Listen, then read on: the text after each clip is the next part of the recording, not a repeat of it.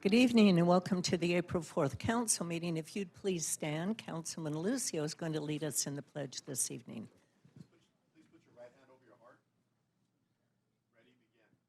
I pledge allegiance to the flag of the United States of America and to the republic for which it stands, one nation under God, indivisible, with liberty and justice for all. Thank you very much. You may be seated. Our first thing this evening is a proclamation for Arbor Day, which is April 7th. I'd like to call up Steve Lewis, who's the president of the Chino Youth Museum, and Sal Para, our public works supervisor.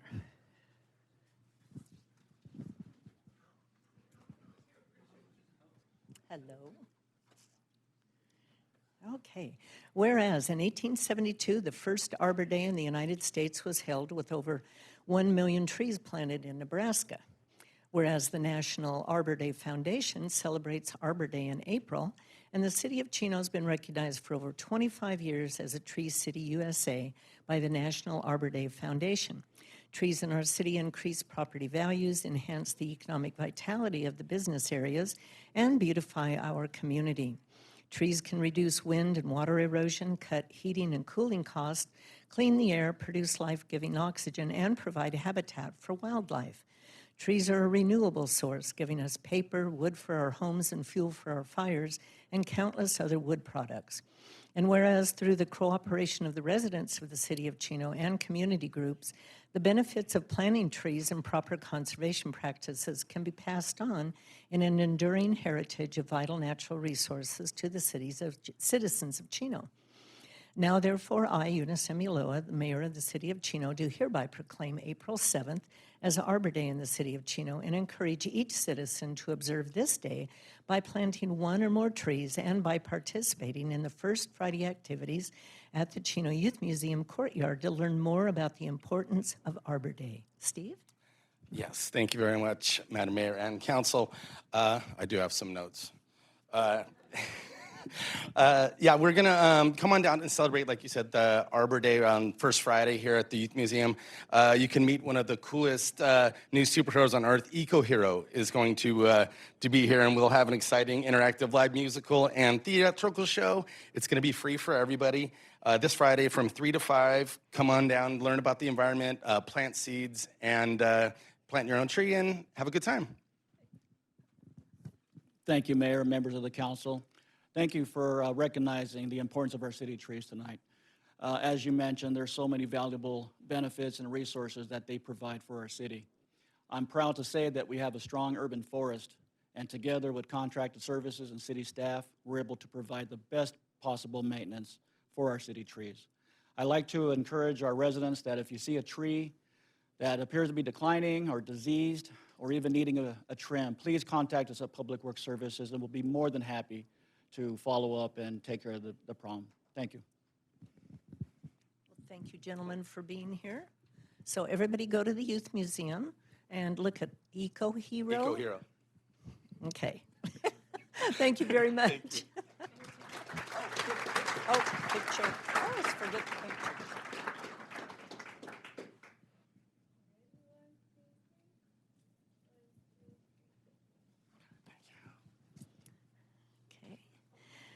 Next, we have Autism Awareness Month, April 2023. I'd like to call up Nicole Optikar, Autism Society Inland Empire Board member, and Ana Lizeth Ordonez, Community Services Supervisor for the City of Chino. Evening. Come on up. Whereas autism is a lifelong neurological disorder, with current statistics bringing it to one in 44 children diagnosed. I'm starting over. Autism is a lifelong neurological disorder, with current statistics bringing it to 1 in 44 children diagnosed with an autism spectrum disorder in the United States. Autism affects each individual in different ways and can range from very mild to severe, knows no racial, ethnical, or social boundaries, and affects young and old alike in the city of Chino. And whereas our understanding of autism has grown tremendously since it was first diagnosed, there's no known cure for autism. Accurate early diagnosis and the resulting appropriate education and intervention are vital to the future growth and development of the individual. Hope lies in a broad spectrum of treatments and in an informed public and community committed to providing support and service to individuals diagnosed with autism spectrum disorder. And whereas the Autism Society in Inland Empire has been serving the Inland Empire for over 30 years, and their mission is to create connections empowering everyone in the autism community with the resources needed to live fully.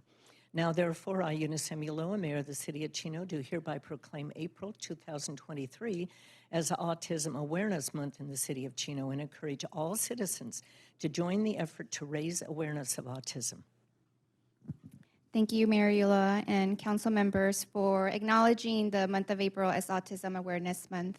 In 2018, the Chino Youth Museum partnered with Autism Society Inland Empire to host Play Together Family Night at the museum. This exciting program provided the opportunity for children 3 to 8 years of age with autism and other disabilities to play with their peers and other children.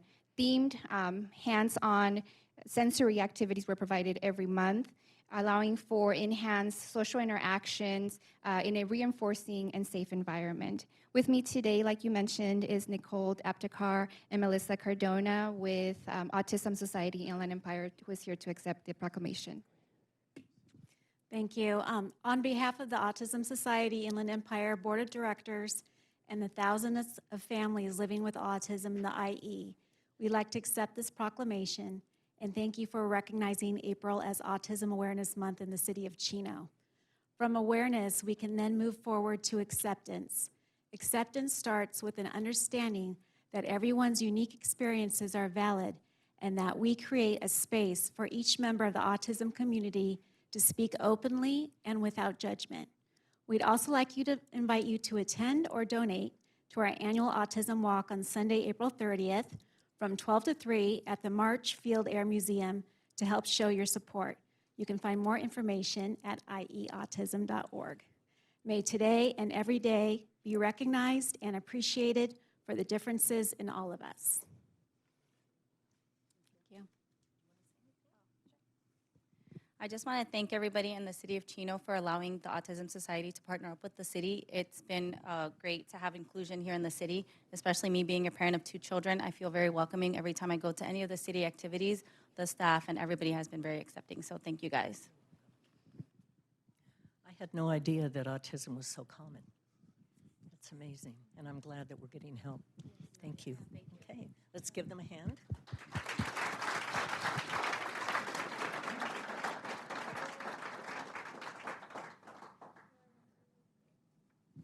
Thank you for being here. Okay, next is Child Abuse Prevention Month, April 2023. I'd like to call up Diane Rundles, Assistant Executive Officer, Children's Network, and June Sano, our Community Services Clinical Specialist. Whereas April 2023 has been designated as Child Abuse Prevention Month in the county, state, and federal governments for the purpose of promoting community involvement in preventing child abuse. The City of Chino, Chino Valley Unified School District, and the County of San Bernardino believe that all children have the right to receive the care, protection, and guidance a family provides, to be free from harm, and to have their physical, emotional, and educational needs met. More than 30,000 children in San Bernardino County, including 697 in the City of Chino, were referred to Children and Family Services for suspected child abuse and neglect in 2022. The Adverse Childhood Experiences, or called ACE, ACE, study demonstrates long-term health, social, and economic risks that result from childhood trauma. The prevention of child abuse requires rigorous solutions, energy, strength, determination, and commitment from concerned citizens and the entire community. The City of Chino, Chino Valley Unified School District, and the County of San Bernardino provide services and professionals in the field of child abuse who are dedicated, compassionate, and skilled in the prevention of child abuse. And whereas child abuse and neglect can be reduced by ensuring each family has the support they need to raise their children in a healthy environment. The City of Chino recognizes the blue ribbon as the international symbol for child abuse prevention. Now, therefore, I, Eunice Emiloa, Mayor of the City of Chino, do hereby proclaim April 2023 as Child Abuse Prevention Month in the City of Chino and encourage all citizens to join the effort to end child abuse. Thank you, Mayor Ulloa and council members, for acknowledging this proclamation in April for Child Abuse Prevention Month. And we just really invite the community as a whole, as well as the services that we provide here in the City of Chino and the Chino Unified School District, as well as San Bernardino County, to really focus on the health of our families. So we are available here. As you know, we provide counseling in the Human Services Department. So if any families are in need of support, you know, the proclamation says it all, but it's just such an important time for children to be protected, and we do want to provide any resources to promote healthy families in the City of Chino.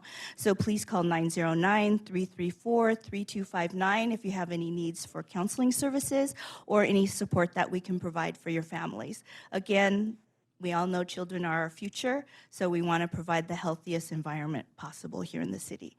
And we're very excited to have Diane Rundles here from Children's Network representing their services they provide as well. Thank you so much. And I just want to add a little bit of a plug here that if you know of any suspected child abuse or you know of a child abuse circumstance, please just pick up the phone and dial 211. That'll take you directly to our child abuse hotline, and they will investigate those allegations. Some statistics were provided to you today, but I do want to let you know that the amount of substantiated cases was a little bit over 50 overall. So we get a lot of allegations that come in, and our Children and Family Services, they do investigate those allegations and determine whether something is substantiated or not, and that's how the community can really help. So thank you so much.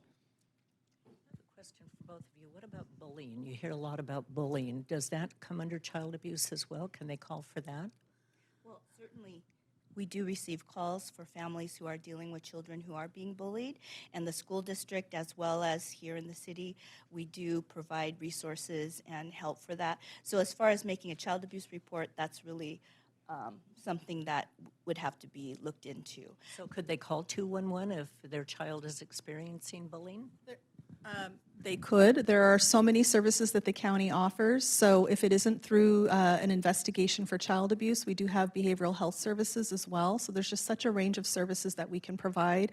And I know bullying is very much a common issue these days. And the gravity of those issues, we've seen it in the media. It can get really tough out there for our kids. So better to be, yes, better to call than not. Thank you so much. Well, thank you very much, ladies. Thank you. Carla?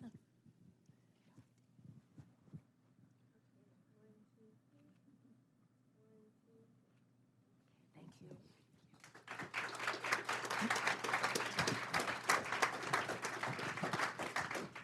Okay, next is DMV Donate Life for April 2023. I'd like to call up Robert Ralston, One Legacy Ambassador for Donate Life.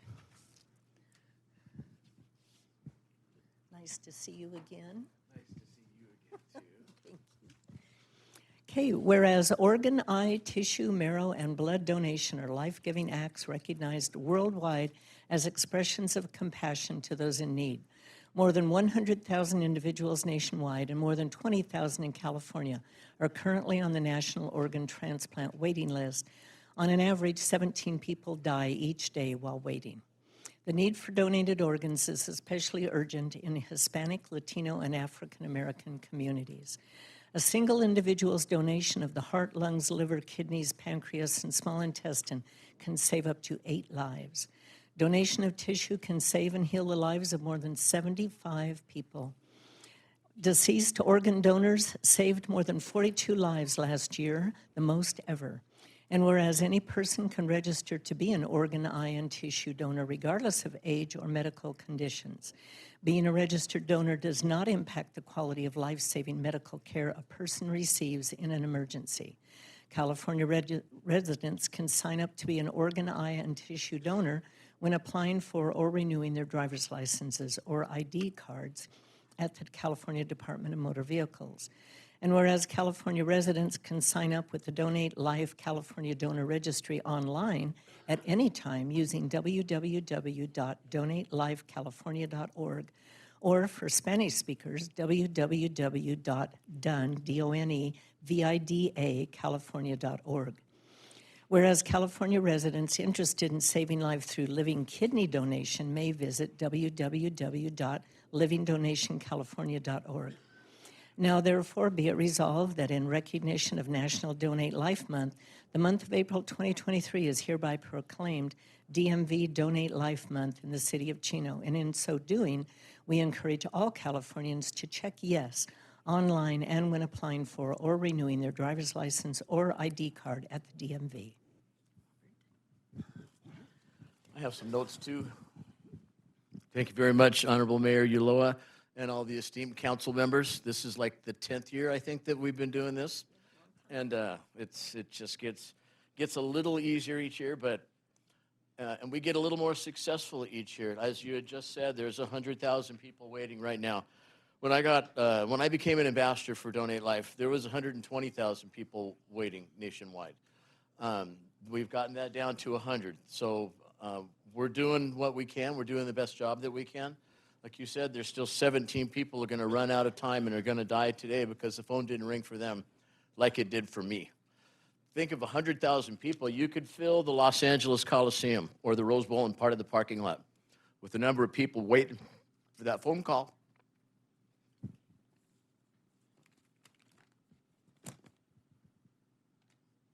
A man from Tennessee gave me his liver 12 years ago. And so the phone rang for me. And I just really like to raise awareness and make sure more people get lucky like myself. I'd like to mention one happy thing along with this. There is April 29th is a run walk at Azusa College. Last year, about 12,000 people showed up. We've averaged about 12,000 people for the Donate Life Run Walk every year since its inception.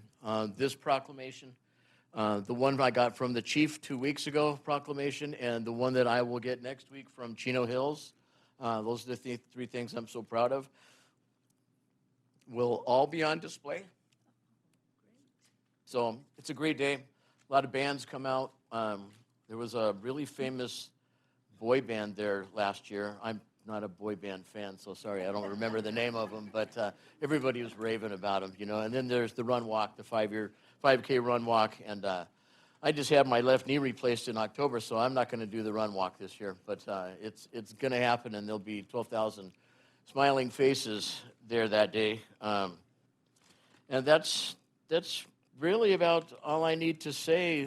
My life was saved by a man from Tennessee, and anybody can be a hero. Anybody can be a donor.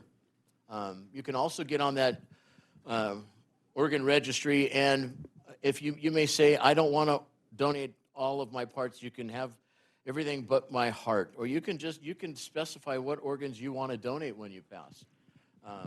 You can help the blind to see, or you can say, just my heart.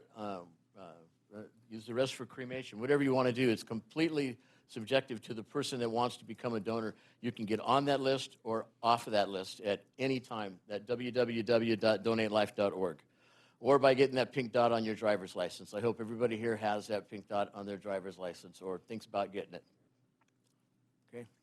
Robert, you have touched millions of people's lives through your through your testimony, and it's a pleasure to have you here every year. And I'm looking forward to having you here for many more years. I plan on coming. Let's Lord give willing. him a hand.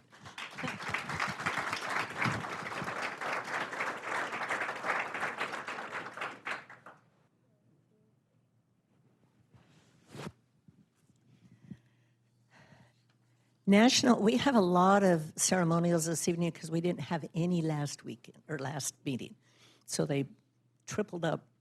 National Public Safety Telecommunicators Week, April 9th through the 15th. I'd like to call up Chino Police Department Chief Wes Simmons.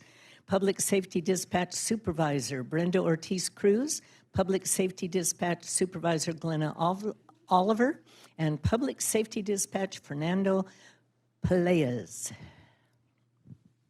Our crew. Whereas emergencies can strike at any time, and when they do, we rely on the vigilance and preparedness of professional public safety dispatchers. Professional public safety dispatchers are the first and most critical contact our citizens have with emergency services and serve as that vital link between the citizen and the first responder who may apprehend a criminal, save their possessions from fire, and save life or the life of a loved one.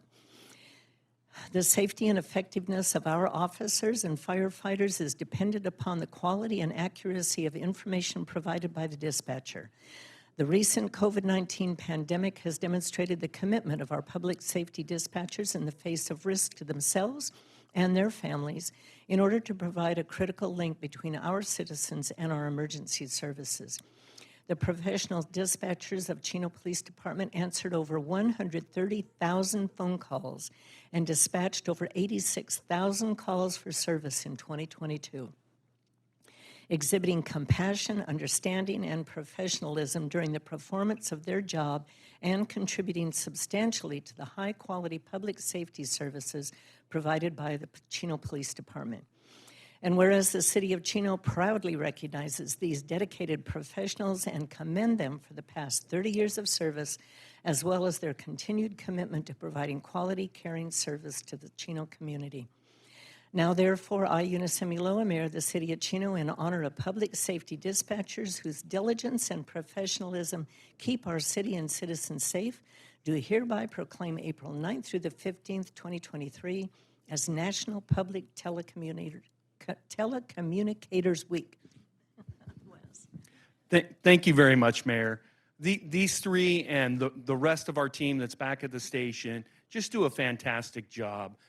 Every single day, 24 hours a day, 7 days a week, making sure our community is safe. The reason I became a police officer was because I didn't have the ability to do the job that they do. It is extremely challenging, but they do it with excellence.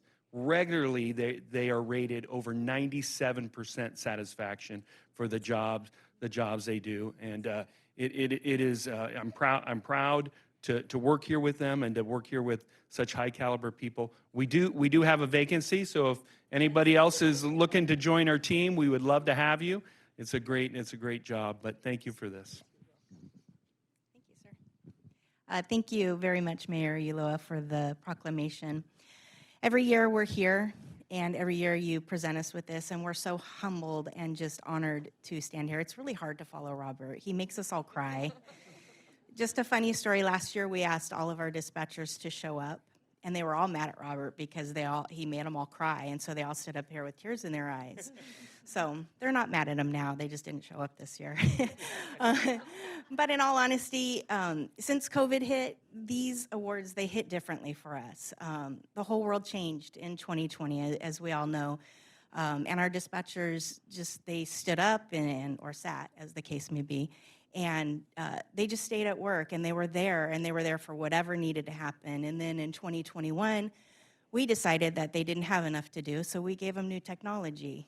And that's when we introduced the Real-Time Crime Center to our dispatch center, and we asked them to basically do a secondary job while doing their first job of answering all the emergency calls. And then in 2022, we got Live 911, and like the chief said, we now get surveyed on our calls for service. Thank goodness it's 97%. And in 2023, we're looking at what we call Next Gen 911. And that is essentially location-based mapping for emergency calls that come in. So they have to now learn a new way to not only take the 911 call, but figure out where people are. So with all of this technology that we've presented to them, we have 18 dispatchers that step up to the call every day. So I am very honored to be here just to tell you how proud I am of our dispatch center. See, I'm gonna get choked up.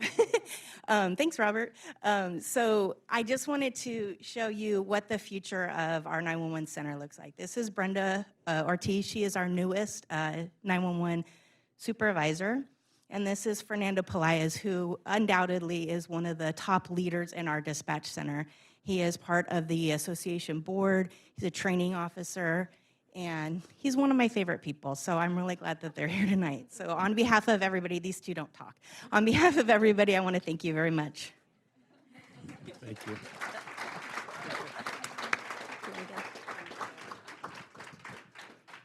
No, you stay in the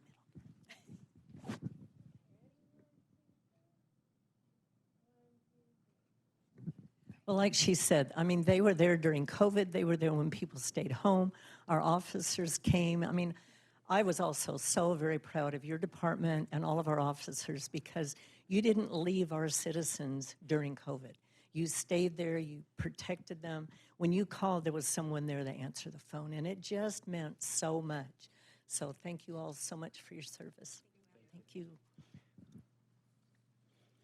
Okay, next we have Business of the Month, April 2023. Not many businesses can say they opened their doors nearly 100 years ago and are still in business today. Even more amazing is that this family-run business is still thriving today, and their success has not been dampened by technology, the online service model, or fads over the past century. For the month of April 2023, we would like to recognize OF Wolfenbarger Incorporated as our Business of the Month. I'd like the representatives that are here this evening to please come up and join me.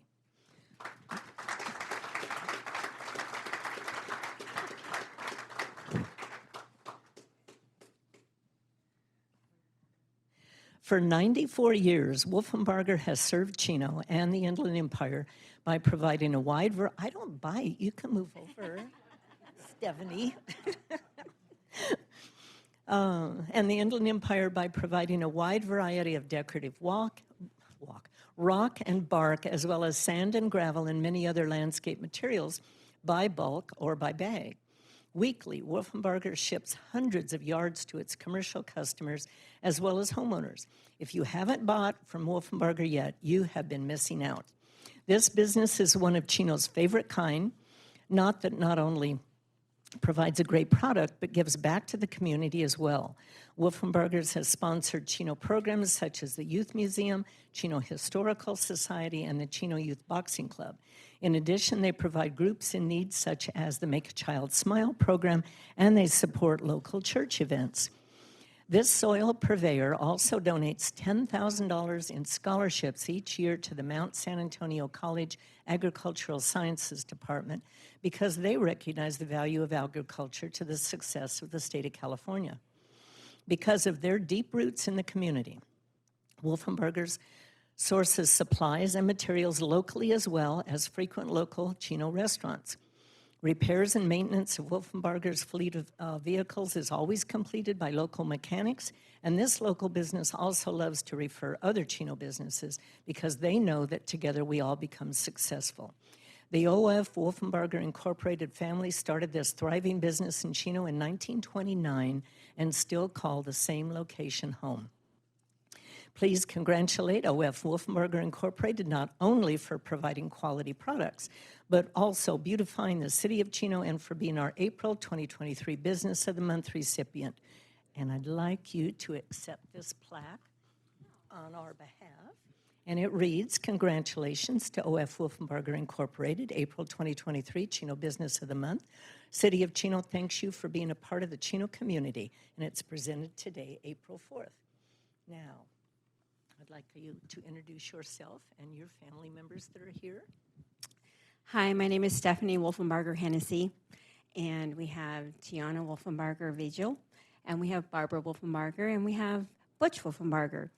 Everybody knows him Butch. His real name is James, but everybody calls him Butch. No, it's Butch. It's Butch. It's Butch. I have been working for our family business for 30 years. Tiana is about 10 now. And I finally, said, you need to come on over. And and Butch just recently retired. I think he worked for the company like 55 years or something like that. And Randy couldn't be here tonight. He's the owner right now of the company. And he's been working for the company since he was like, 5, 6, 7 years old. And he's been there for a long time. We enjoy being in Chino, we wouldn't have it any other way, and we are still in the same location that Grandma and Grandpa bought the house and turned it into a business and an office, and we moved into the family home where Grandma and Grandpa raised Butch and my dad, and then Jerry's family was raised in that house as well, and in '92 they turned it into the office. And we just really enjoy helping everybody in the community. And if you haven't come see us, come see us. We'll take care of you. We're on the corner of Francis and Benson. Been there, sir, for the entire time at 5675 Francis Avenue. So come see us and check us out. We've changed a lot of things since COVID. So, yeah. Yeah. So thank you very much, Mayor and council members. This is just such an honor, and it took us 93 years to get here, but hey, we got there. Anybody else want to say anything? Oh my gosh, he's retired. Yeah, right.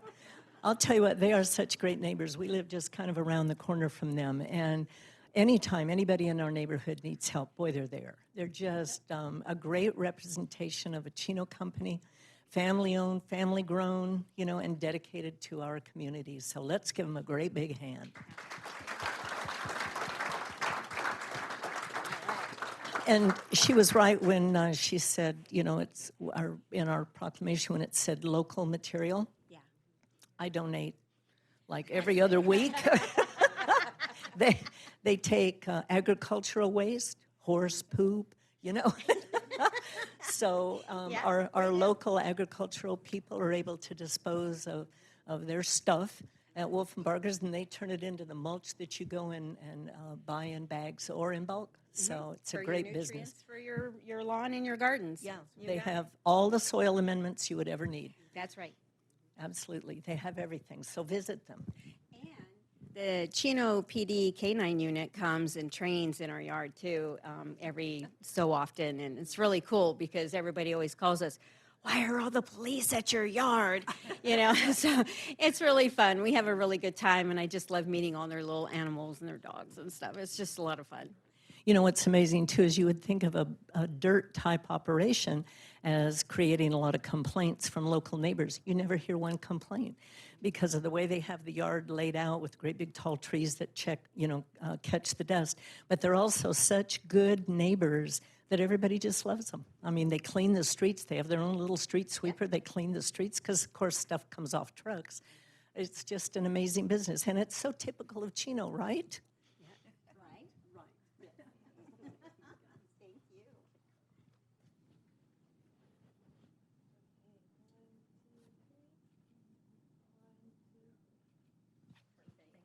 Thank you so much. Thank you.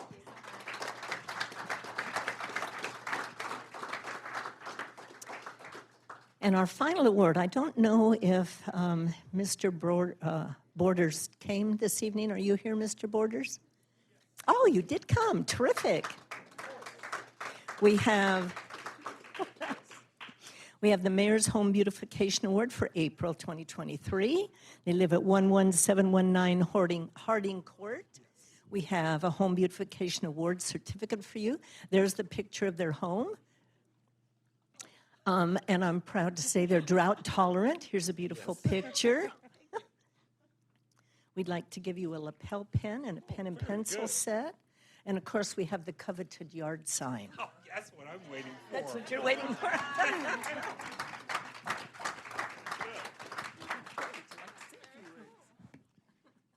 Thank you so much, Mayor and council members. I am very proud of my home. I think a beautiful home makes a beautiful community.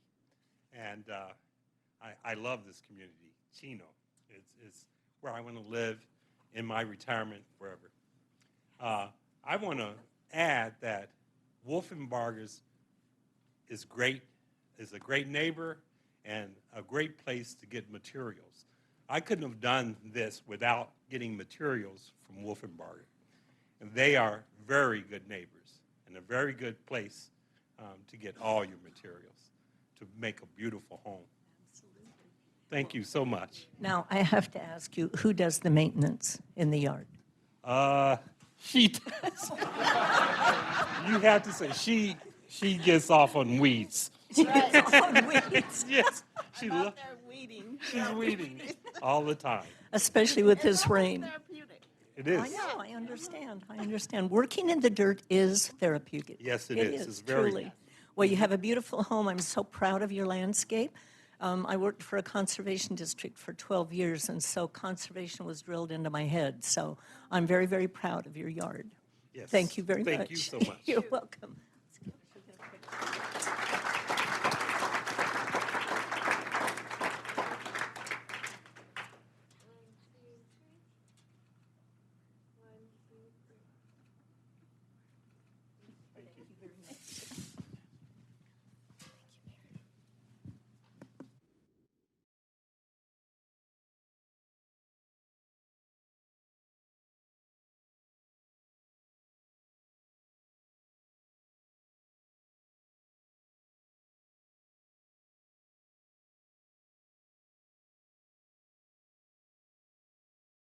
Okay, prior to the council meeting, we did have a closed session. I would ask for a report out of that from our attorney, Fred Galante. Thank you, Mayor, members of the council, and those in attendance. As the mayor mentioned, there was a discussion on the single item listed on the closed session portion of the agenda, specifically conference with legal counsel. One item of anticipated litigation under the heading significant exposure to litigation, the claimant being K. Hovnanian's Sonata at the Preserve LLC. City Council received a briefing of that threat of litigation, provided direction, and no further reportable action was taken. That Okay, concludes the thank report. you. City Manager Reich, do we have any agenda additions or revisions? No changes tonight, Mayor. Okay, thank you. Next, under public announcements for Arbor Day. First, the Chino's Youth Museum will host its annual free Arbor Day celebration on Friday, April 7th from 3 to 5 at the Chino Youth Museum located at 13191 6th Street. The event will include seed planting, arts and crafts, exhibit playtime, and even live entertainment. For more information, please call 909-334-3270. Then we have Community Earth Day event. Lastly, the City of Chino, in partnership with Inland Empire Utilities Agency, will be holding a free Community Earth Day event on Thursday, April 20th from 4 to 7 p.m., located at the Chino Creek Wetlands and Educational Park at 6075 Kimball Avenue. All participants will be able to enjoy a tour of the park, along with educational activities, environmental exhibits, animal encounters, community performances, giveaways, and more. For more information, please contact 909-334-3282. Next on our agenda is public communication. This is the time and the place for the general public to address the council about items that are not on the agenda elsewhere. I do have two written requests to speak that I'll call on first. The first is Pastor Roy Robbins from Christ Lutheran Church. He's going to lead us in an invocation, and I invite all of those who would like to join us to please stand.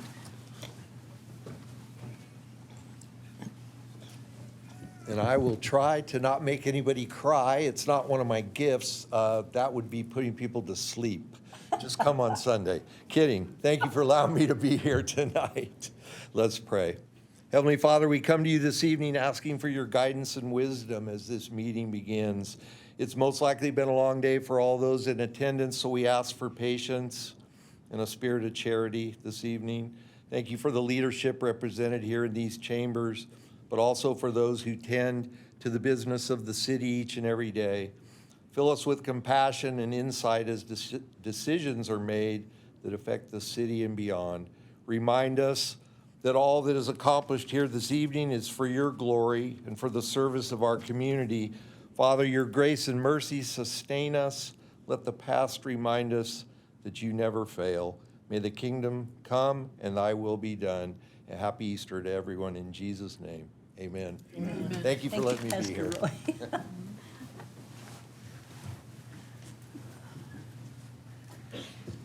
Okay, next written request to speak is Julia Cabrera. She's going to speak about upscale Chino Valley dates. All right. Good evening, Mayor, Council, and members of the public. My name is Julia Cabrera. I'm the Community Engagement Director representing the Chino Valley Chamber of Commerce, and here are a few updates from Upscale Chino Valley.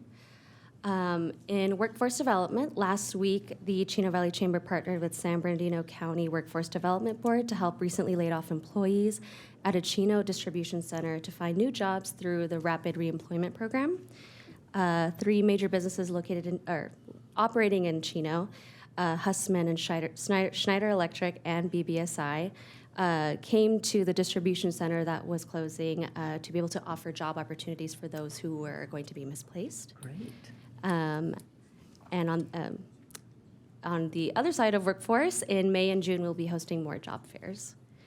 In entrepreneurship development, we hosted a business and career day at Newman Elementary with around 615 students. We want to say thank you to Councilmember Chris Flores for attending and being there for inspiring the students.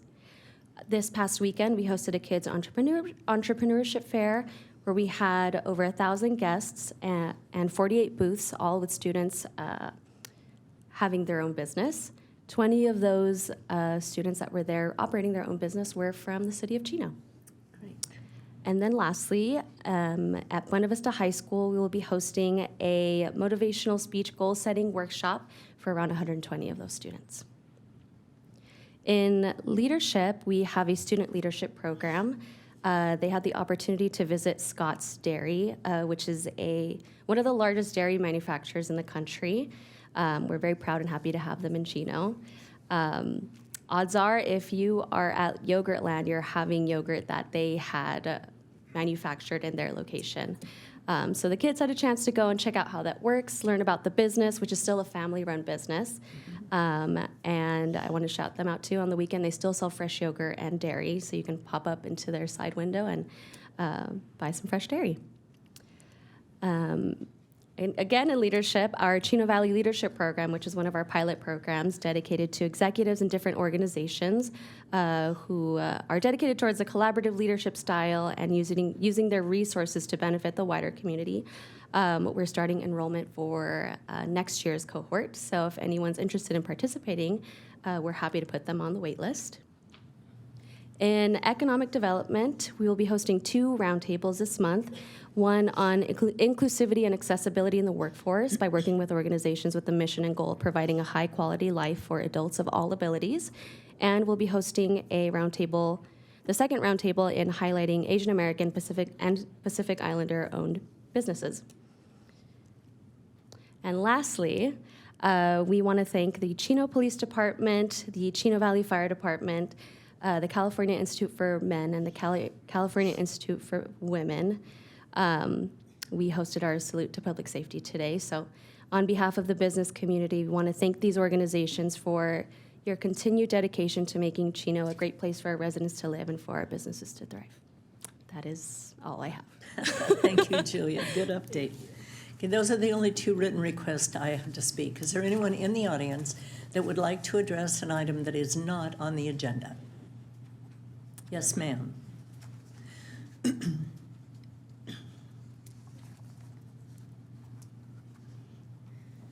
Good evening. My name is Sharon Duran. I just wanted to come up here real quick because about 2-3 weeks ago, my son had a concern. He goes to Chino High, and they're doing all that construction, and there's like literally no sidewalk. It's raining. Kids are bolting in and out, and I'm like, this is not good, And he told me, he's like, I would walk home one day that it wasn't raining. He's like, but there's no sidewalk. He's like, can you call somebody about this? Can you do something about this? I was like, maybe I can. So I reached out to Mr. Christopher Flores. Next thing you know, the next day they had some of the construction guys crossing the kids, kind of, it was a lot more organized, you know what I mean? So I just want to thank you guys for, listening to the youth, you know what I mean? Because when they feel that their voices are heard, it makes a big difference, sure. You know what I mean? And they are the future. And so I just want to thank Chris Flores for doing that. Thank you. You're welcome, and thanks for coming tonight, Sharon. Anyone else in the audience that would like to address the council on an item that's not on the agenda? Okay, seeing none, then we will move on to the consent calendar. Do any council members wish to have any of the 12 items pulled for discussion? Or anyone in the audience want any items pulled? Okay, then I would entertain a motion and a second, please. It's a motion from Councilman Lucio, second from Mayor Pro Tem Comstock. And the consent calendar passes unanimously. Next on the agenda, under public hearings. Now, prior to the vote of the council, we will be asking if there are any members of the audience that would like to give us any input. Item number 13, adoption of resolution number 2023-014, general plan amendment, introduction of ordinance number 2023-008, zoning ordinance amendment and zone change, introduction of ordinance number 2023-009, Eucalyptus Business Park Specific Plan Amendment, Majestic Spectrum Specific Plan Amendment, and East Chino Specific Plan Amendment.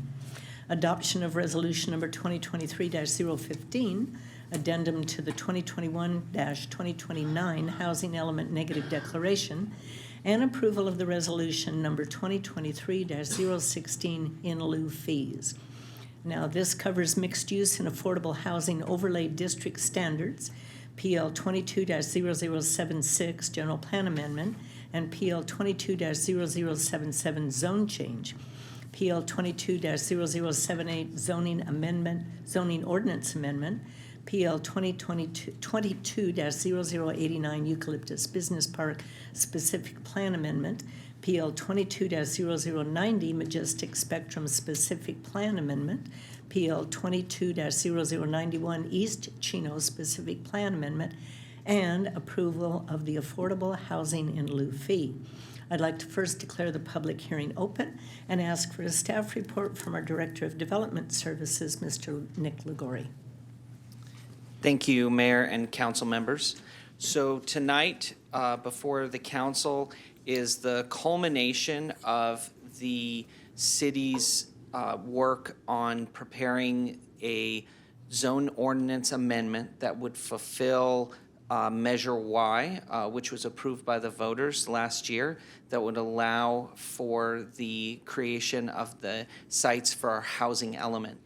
So you could look at this as kind of the final step in the city's approval and adoption of the housing element. What this will allow for is it will allow for an overlay zone strategy to be implemented in several areas in the city, so that additional housing units, both market rate and affordable, can be created in fulfillment of the goals set out in the city's housing element. So the Planning Commission has reviewed this and made a recommendation of approval to the council. We went through several different iterations.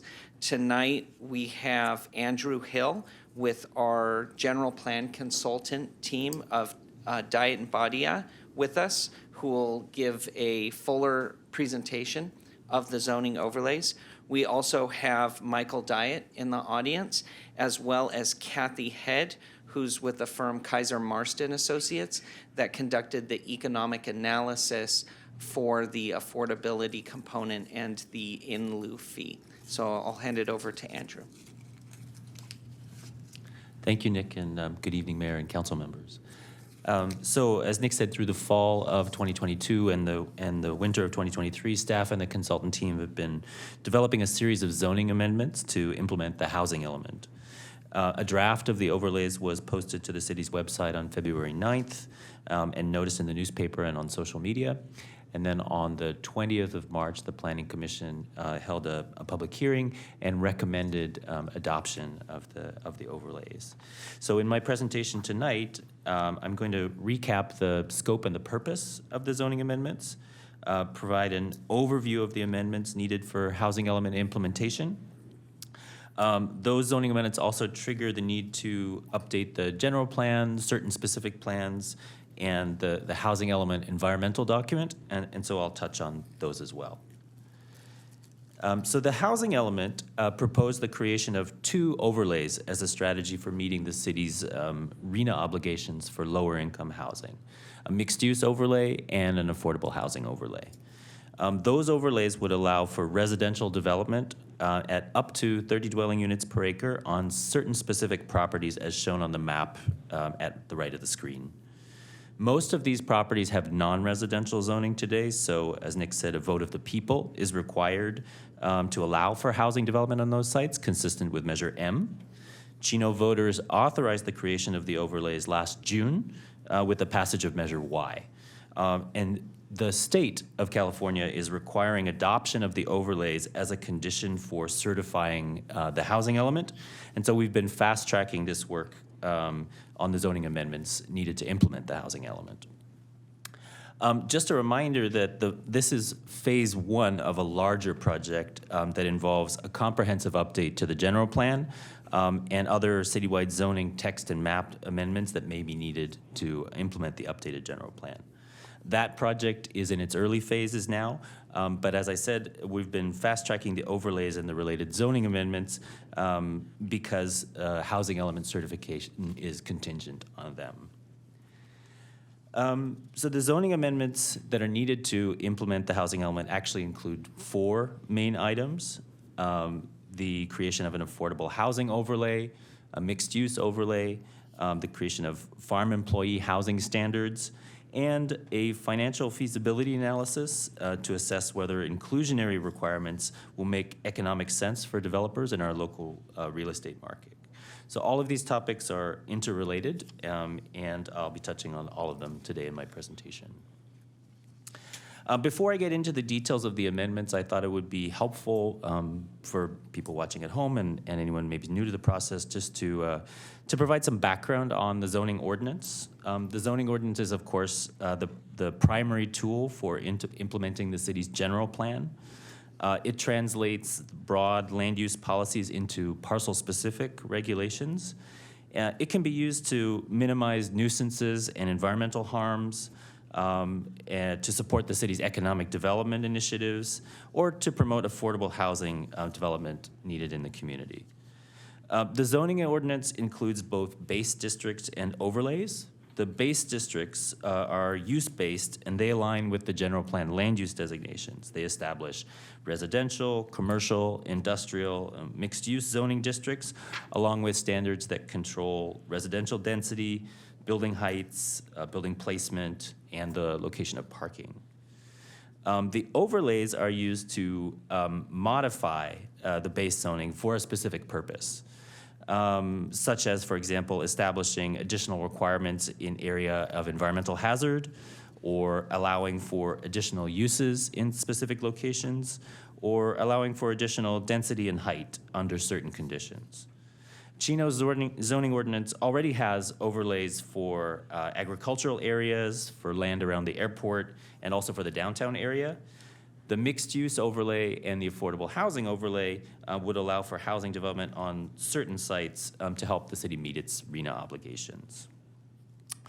On January 17th of this year, during the development of the draft overlays and standards, the City Council held a workshop to review and provide guidance on some key policy questions. This slide summarizes the key points from the council discussion on that date. And so the council direction was that the overlays should be structured with a base density of 20 dwelling units per acre and allow for additional density up to 30 dwelling units per acre in exchange for more affordability. The council also directed that the overlays should allow for an optional in lieu fee for smaller projects to help with their financial feasibility. The council directed that covered parking requirements could be reduced, but not the overall amount of parking to be provided on the sites. Additionally, council direction was to allow buildings up to 4 stories where it would be necessary to ensure that the on-site, adequate on-site open space and recreational facilities. And council also directed to provide for a checklist-style type of design review before the Planning Commission. So the draft ordinance was presented to the Planning Commission on March 6th. And on that date, 3 comment letters were received from developers on that date and in the immediate prior days before the hearing. And so in order to provide staff with sufficient time to consider comments in response to developer feedback, the hearing was continued until the 20th of March.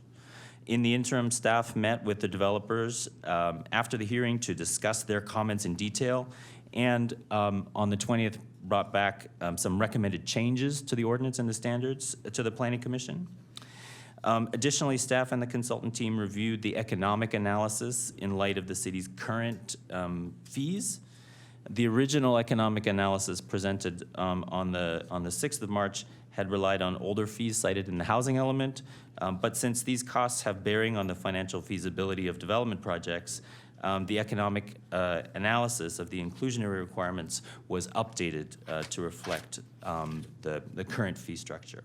And so the draft ordinance in your packet tonight reflects all of these updates. One of the modifications that has been made and is reflected in the packet tonight has to do with zoning amendment, has to do with a proposed project at 4700 Chino Hills Parkway. A preliminary application was submitted for that project back in September as the overlays were being developed.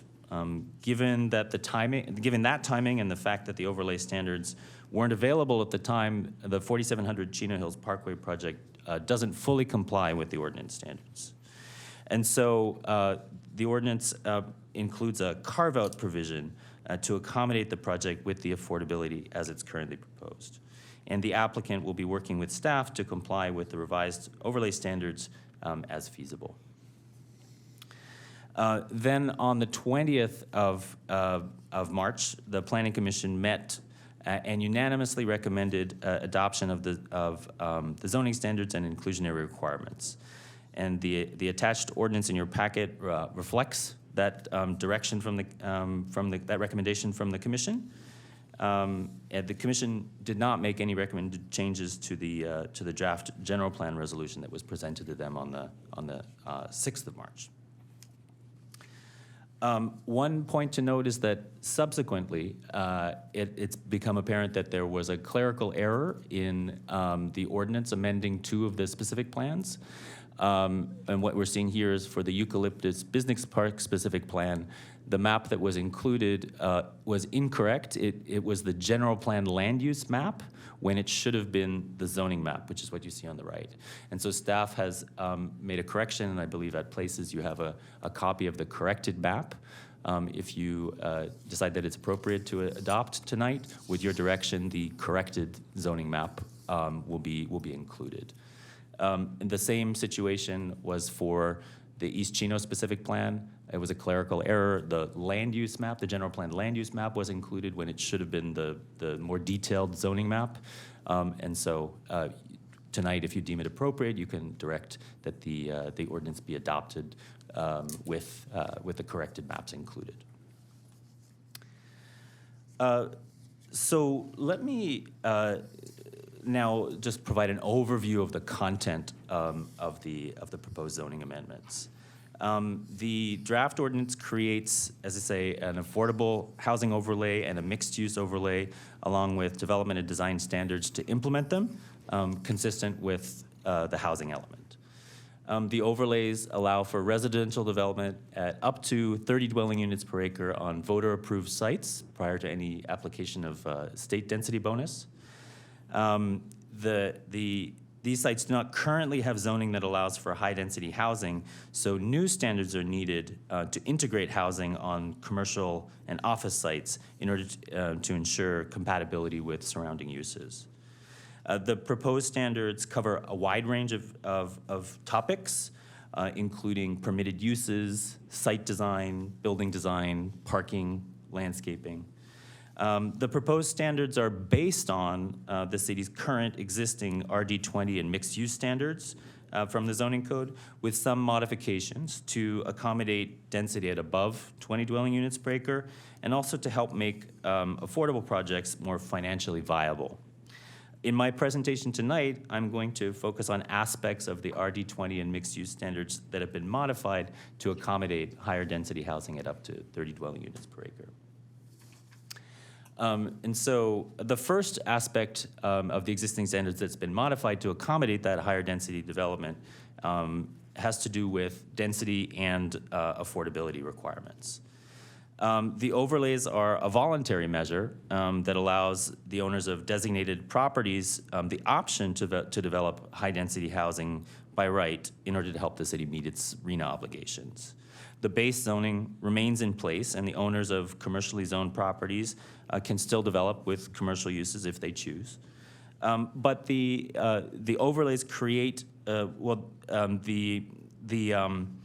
increased density from the overlays creates value for the property owner, and thus may incentivize redevelopment with housing.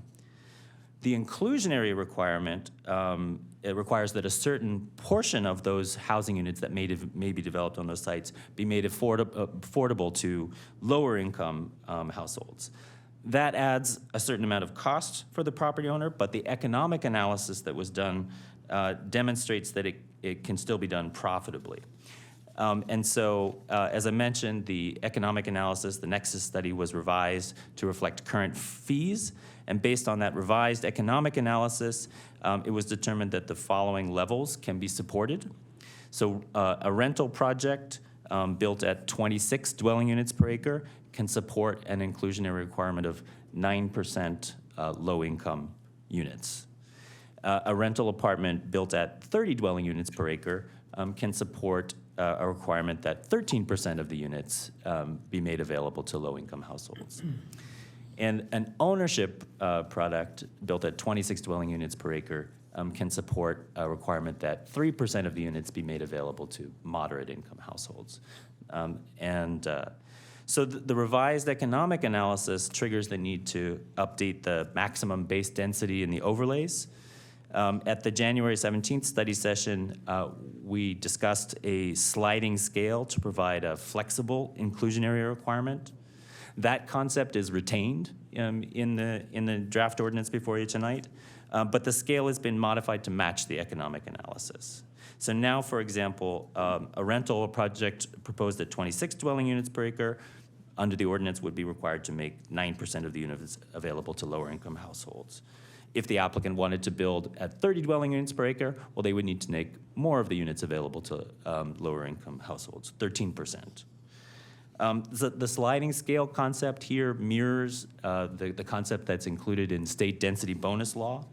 And it's consistent with Measure Y because it allows for development at 30 dwelling units per acre, while also helping to ensure that the new construction helps the city meet its RENA obligations for lower income households. The zoning amendments provides two in lieu options. The first is recognizing that some smaller projects proposing less than 20 units total would face financial feasibility challenges if they're required to build the units on site. So the zoning amendments allow for the payment of a fee in lieu of constructing the units on site. Consistent with the direction that council gave on January 17th, larger projects would generally be required to build the units on site. However, if the Planning Commission makes a finding that the requirement to construct on site would cause extreme financial hardship and make the project infeasible, then in that case, a larger project could be eligible for payment of an in lieu fee instead of constructing on site. But as a general rule, larger projects would be required to build on site. The second in lieu option allows for the off-site construction of affordable housing in lieu of constructing on site. In this case, certain conditions would apply, including that the alternative site be suitable and be located within 1 mile of the overlay site. That the land provided would have a fair market value equivalent to the in lieu fee, and that the offsite construction would be required to adhere to the same design standards applicable to market rate and affordable housing. The advantage of this option is that, number one, it would allow for experienced affordable developers to build standalone affordable housing projects, and additionally that dedicated affordable projects have access to more state funding that's not available to market rate projects. And so this land dedication in lieu option provides those benefits. The overlays also differ from the RD20 standards with respect to parking. Based on the council direction from January 17th, there is no reduction in the overall amount of parking required. However, covered parking requirements have been reduced to help with the financial feasibility for higher density projects. Additionally, consistent with the direction from the council at the January 17th study session, the preferred location for parking is in the rear of the buildings in order to promote more walkable environments and streetscapes. The overlay standards require this for properties that front Riverside and Central Avenue south of Highway 60, where walkability is most desired. In these locations, the standards do make some provisions for guest parking and limited pickup drop-off spaces in the front of buildings, though. The overlay standards also differ from RD20 standards in terms of off-site open space and or on-site open space and recreational amenities. At the January 17th workshop, the City Council strongly emphasized that open space and recreational amenities are important for the quality of life of future residents of housing in the overlays. And so, therefore, the proposed standards in the ordinance reflect that direction, but they reduce the RD20 requirements in order to accommodate higher density development with the adequate parking. So specifically, the RD20 standards require that 35% of the total site area be dedicated to open space. To accommodate higher density housing with the parking, however, the overlays reduce this requirement to 20% with 400 square feet of outdoor space per unit required. Additionally, to provide for flexible site planning, the standards also allow for building heights up to 4 stories if necessary to provide the open space and recreational amenities on site. They allow for 15% of the total to be provided, of the total open space requirement to be provided in these recreational facilities. They also allow the option to provide essential recreational facilities on a sliding scale, depending on project size. And they allow substantially sized landscaping and usable common open space up to 20% of the total to count as recreational facilities. So the code currently requires major and minor recreational facilities to be provided in all multifamily developments. This would require more land than would be available for a high-density project. And so the overlay standards allow for the option to provide essential recreational facilities instead, and for higher density projects at 25 dwelling units per acre or more. Essentially, the overlays create a menu of options that include potentially a gym or a fitness room, space for a yoga, dance, or other instruction, enclosed outdoor space such for playing courts or games, children's play area, picnic and barbecue areas, or children's daycare space. At least 200, so facility, 2 of these facilities would need to be provided in projects of 10 to 50 units. Projects of 51 to 100 units would need to select 3 from this menu of options, and then projects over 100 units would need to provide 4 from this menu of options.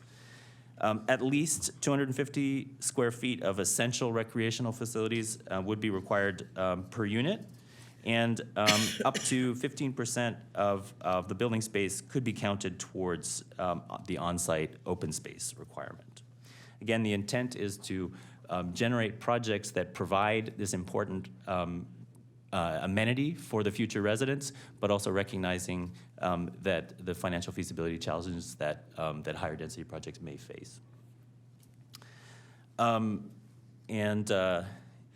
I've put together a few slides to sort of illustrate what some of these site designs might look like, collecting some examples from other communities around the area.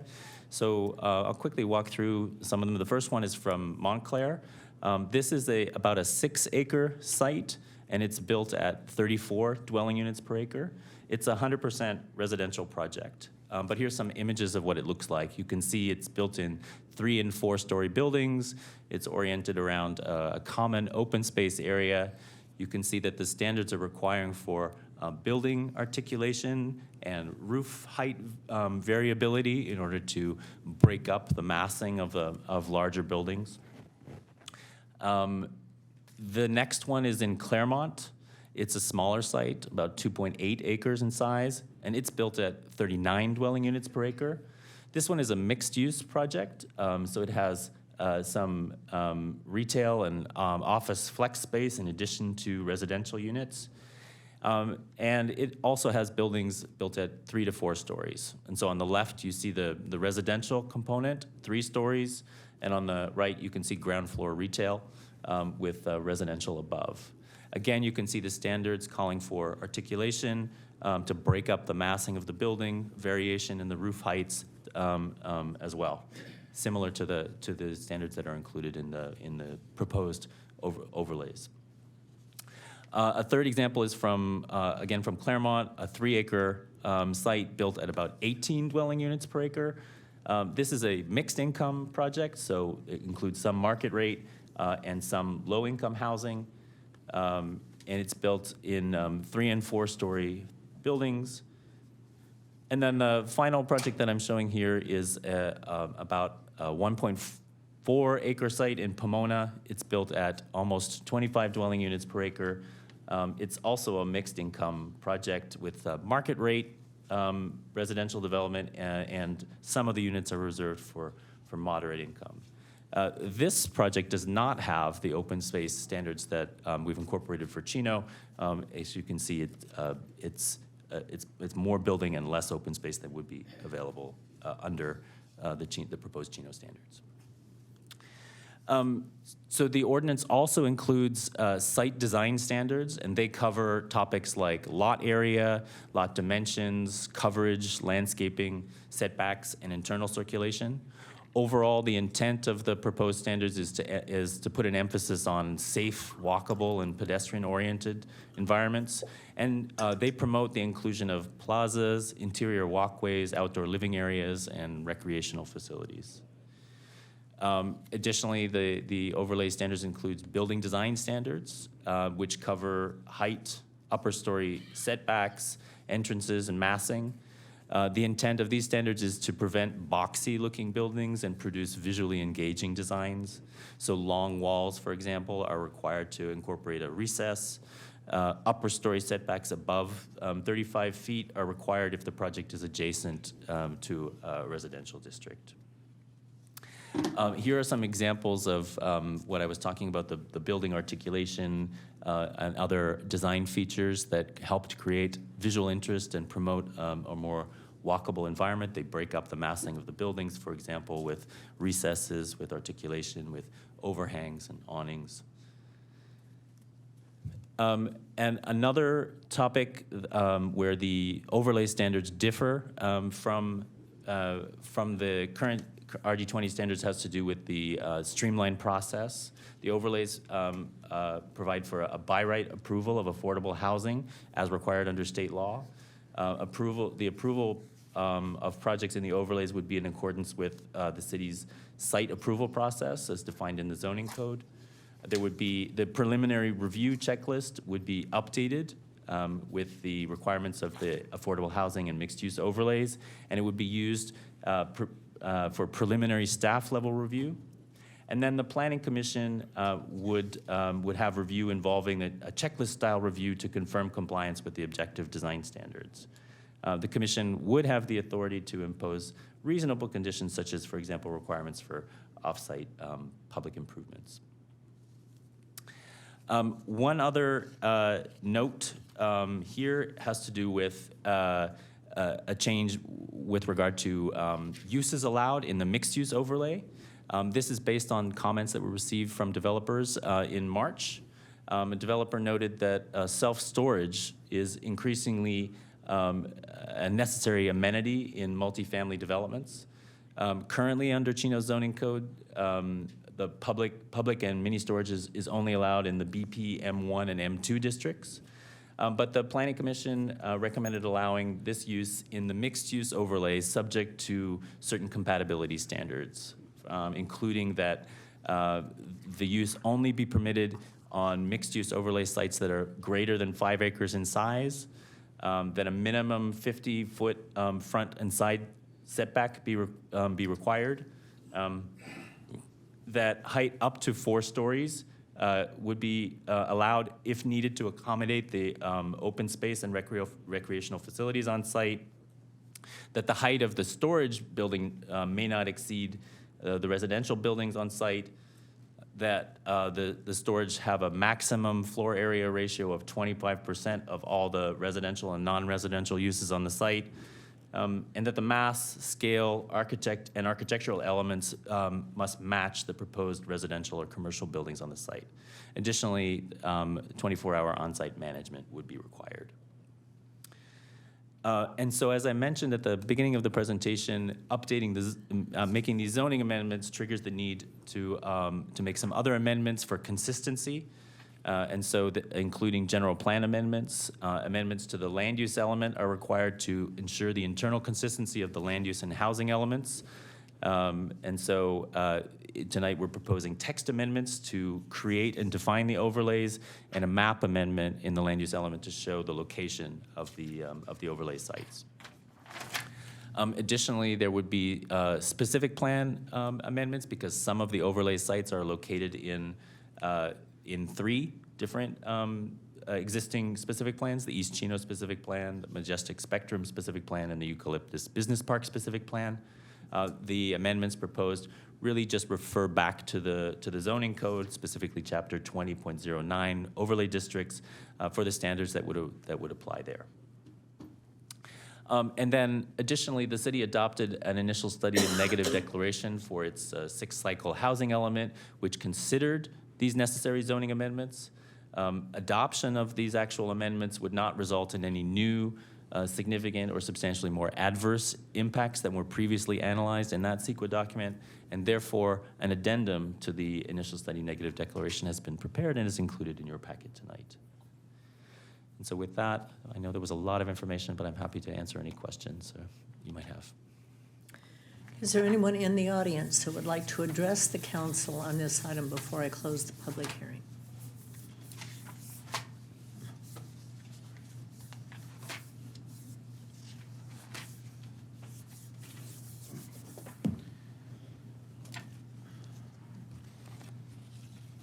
If you'd like to introduce yourself, please, sir. Yes, thank you. Good evening, Honorable Mayor and council members. My name is Jonathan Chardlow. I'm a land use entitlement consultant. I've worked with the city throughout this process collaboratively, and I just wanted to say, thank you to staff. It's been a great, robust process. Lots of stakeholder meetings, meetings at the last second. Can we meet tomorrow? We have a couple comments, and so I just think it's been a great process. I know you guys are balancing a lot of issues here, and so to bring mixed-use projects, to bring affordability, to bring that type of development to the city is great.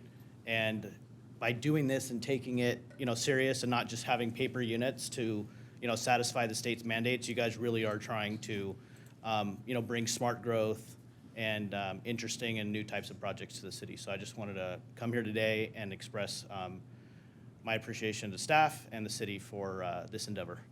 So you were involved in much of the information that we were presented with this evening? Correct, yes. And I met with the consultant team that started from square one, looking at the city, saying how do these sites work, what types of standards should they have, what types of safeguards are there for the city to ensure you're not getting stuck with boxy 8-story buildings, making sure there's adequate parking, making sure that there's open space. So really getting into the details. Okay, thank you. Any council questions of the gentleman? Okay, thank you very much. Thank you. Is there anyone else in the audience that would like to address the council on the item before I close the public hearing? Okay, seeing none, then I will close the public hearing and turn it over for council comments. Council comments or questions? I have some. Karen? Yeah, there's almost so much information in this report that it's actually difficult to address all the issues that are contained within here. When I decided to run for city council a couple of years ago, one of the things that happened to me immediately was I had requests from business owners and residents to talk about the general plan and specific plan and my perspective on those things and how to protect the integrity of those documents. I assured people, including developers that I met with, that I believed in those plans, I believed in the integrity of them, and I looked at them a lot like department policy when I worked for the police department. However, I also assured people that as we move forward, certainly as a police officer, I watched legislation come out of Sacramento that required us to change our methods in a lot of local law about policing, which has had an impact on our local communities. And what I shared with residents and business owners at the time was that I believed that legislation in the land use, and particularly to zoning, would continue to come out of Sacramento in our way that would have to change the way that we zoned and developed our community in the future. While I gave people my commitment to protecting the compatibility of certain communities and our strong rural and agricultural background, I shared with them that I knew that we had more control over our zoning and our housing density and our projects today than we will even 2 and 3 years down the road. And those days are coming to us now. While I do believe that we as the city of Chino want to do our part to bring more affordable housing and more mixed-use overlay to the community in the appropriate areas, I think what you're looking at tonight is the culmination of about 2.5 years of work. When I did get elected to the council, the mayor assured me that I would have a lot of heavy lifting to do, along with the rest of the council. And this was one of the first things that she talked about, was having to deal with our RENA, our sixth cycle of our housing element, the mandates that were coming to us from the state. And it was very difficult for the council to sit down and come up along with staff and developer input and resident input to what it is that we're trying to do tonight. And Nick, correct me if I'm wrong, if we're not the first city to come up with the idea of using the overlay for affordability and mixed housing, mixed use overlay, we are one of the first if we're not the first. So while I do believe this is innovative and it's a good way, and we asked for our resident support in the Measure Y ballot measure to help us identify these sites as well as to comply with the state mandates that were coming our way, I do know that there will be concern from business owners and residents about how these will play out in the future. And just coincidentally, one of the projects you're looking at tonight that was addressed in this project is on one of the locations where we identified as one of our first sites that would be appropriate for some of this housing. So that being said, there are parcels that exist within our community that would be difficult to develop housing or different single-family unit housing in our community, but that would be suitable, I think, for some of this housing in our community that would provide for some affordability as well as additional housing for residents.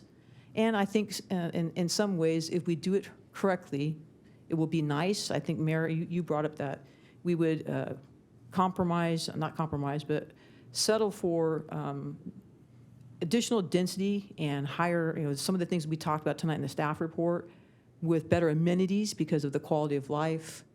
And we're here. Today we're here looking at some of these projects. I do believe as long as we select good developers to move forward with them, that we will get some of these projects that are going to be beneficial to provide additional housing to our community, along with good amenities that will look nice in our community. We will do our best to maintain consistency in our single-family areas. Look at these from whether or not they are compatible as infill projects to other locations, and do our best to develop, I think, wisely as we move forward with our housing here in the city of Chino. I know I've said a lot, but I want to thank staff for their work on this. There are projects, that I think are going to be exciting for us as we move forward. It's going to provide a different stock of housing for us as we move forward. I think that the people living in some of these residences that we're going to be required, quite frankly, to develop moving forward are going to provide additional economic viabilities to some of our surrounding shopping centers, which is why we also picked some of these things based off of transportation corridors. And quite frankly, I'm excited about the idea of maybe us looking into future mixed-use overlay projects to shopping centers in the city that have tired or have sort of run their course for us, and retooling them to be more effective and more conducive to us moving forward. So, Mayor, I'm sorry to say so much, but I felt compelled to since I've been a part of this since day one. I hope all that made sense to people, and thank you very much. Thank you, Karen, for your comments. Anyone else? Curtis? I also echo the Mayor Pro Tem about how appreciative I am of the staff work that's gone into this. Andrew, I know you've done a lot of work, lots and lots of presentations, lots of interviews. There's been a lot of give and take from the city and developers, and Gilad, I see you out there, and you know, a lot of great communication going on, a lot of great partnershiping that's occurring right now, and I appreciate the dialogue. I appreciate the things that are going on. So I want to thank you for the work. I do have a question about the state density bonus law and what the incentive is. Can you explain what that is to me? So this, the sliding scale that we've talked about mirrors the state density bonus law. The essential premise is there's a base amount of density that you're allowed. If you offer more affordable units as a share of the total units on the site, you're entitled to a density bonus, essentially. And so in this case, for Chino, we've structured a similar sliding scale that developers can choose, but it mirrors the state density bonus law. Okay, that answers my question. Thank you very much. I appreciate it. That's all I have, Mayor. I have one more question, Mayor. I'm sorry. Karen? Sir, I recognize, I'm driven through a couple of these sites. The one in Claremont, I believe the one in Montclair is on Monte Vista just before you get to Arrow Highway, right on the east side of the street there. Where is this project specifically in Pomona? What are the cross streets there? I don't have that information at hand. Sorry. I'll just Google it. I can. I just recognize the two. I just didn't recognize the one in Pomona rightly. Thank you. Do you want to see if I can pull it up? We can also send you a Google link through staff. That'd be fine. Thank you. Mark? Yeah, I also want to echo the same thing. Thank you for the hard work. It was a long process trying to identify some of these locations, but I think what the community should also see is that we try to incentivize some of these shopping centers that don't look the best, and try to get these owners to utilize some of these mixed-use overlays to put some housing and then redevelop their shopping centers. As you guys know, malls have been declining. They're not as popular as they used to be. A lot of them go basically vacant, and then they start trying to transition them into different things. One of the developments that we're currently looking at that is off of Chino Hills Parkway. I think that's a great potential development only because just south of that in Chino Hills, they have the shopping center there, and they've already lost their Toys R Us. They've already lost their Kids R Us. One of their restaurants that was like a Middle Eastern restaurant that looked like it was going to be a great restaurant never opened. So I think that would help that shopping center by putting residents down there, and especially something with a little bit more density, to be able to patronize those locations as well as our shopping centers, which is directly north of that in the Home Depot Center. So I think in looking at some of these cities like Corona, with Dos Lagos, and looking at their shopping centers, and the thing that sustains their shopping centers is the fact that they have housing around them, so that it makes it convenient. Same thing like Rancho Cucamonga has in their mall, where residents can just step outside their house and they're in the shopping center and they can utilize those businesses. And that's kind of what we were looking at in some of these locations, that we were looking at to do the same thing here in Chino. So I appreciate the fact that you guys moved forward with this. I appreciate the hard work that you guys did to help us identify some locations that really made a lot of sense to utilize those type of high densities. And I really look forward to some of these developments, and hopefully they incentivize some people to do some work on their shopping centers. Thank you. Chris? Just a question. In the presentation, it was mentioned that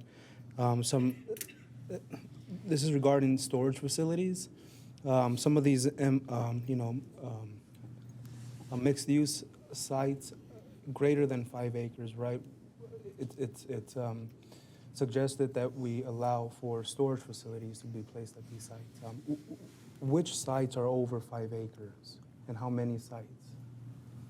I don't know the exact number, but all of the sites, all of the overlay sites are between 0.5 up to 10 acres. And so, and I believe there aren't any sites that are 10 acres, but there are some of them that are 6, 7 acres. Maybe, Nick, you have more information. It looks like about 3. About 3? Yeah. And where are those located? So there's one at Euclid and Schaefer. Can you bring up the map? Let's see here.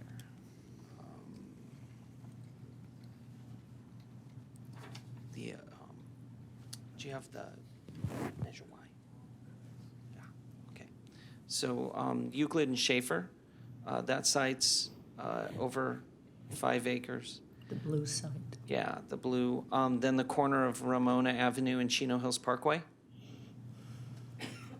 That site is larger than 5 acres. The blue as well? Yeah, the blue as well.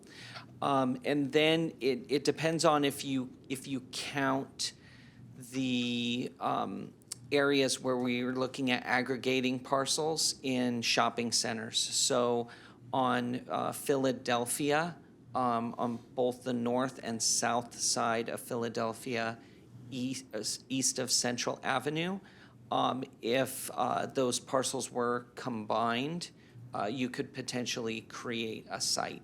But it's only the blue sites. Those are the mixed-use sites.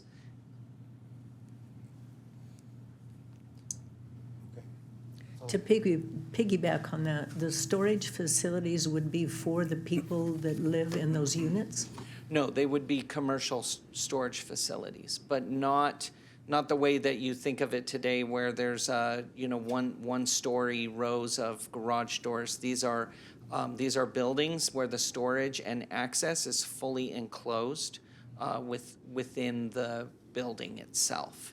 So there's really not exterior access to it. So typically they're smaller types of units. There's elevators in them to move people's goods. So it's a different concept than what you may be familiar with.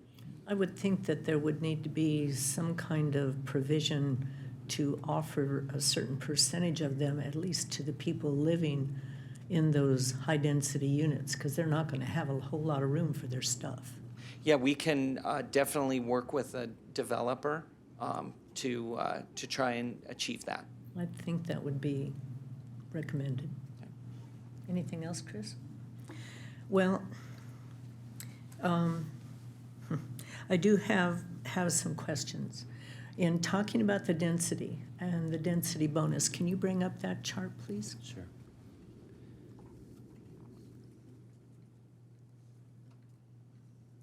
Okay. Is there a minimum size of project for these types of increased percentages? A minimum number of units? Yes. Well, the requirement, there isn't a minimum project size to build on any of the sites. Right. But as we mentioned actually, so I think it's on the next slide with regard to the in lieu, projects of 20 units or more are required as a basic rule to build on the sites. But the smaller, projects of less than 20 units have the option to pay in lieu. Okay, well, go back. Yep. What I'm curious about is if you look at these percentages and you look at the density unit per acre, and you're not going to split a unit. Like if it's 10% of 27 units, you're not going to have 2.7 units that are low income. So who decides how you round that and how it applies? And it just seems crazy to me. I don't quite understand how that works. And I understand I'm kind of getting in the weeds, but I'm just curious. That's a good question. There's that provision, I believe, is spelled out in the ordinance, and I might actually ask.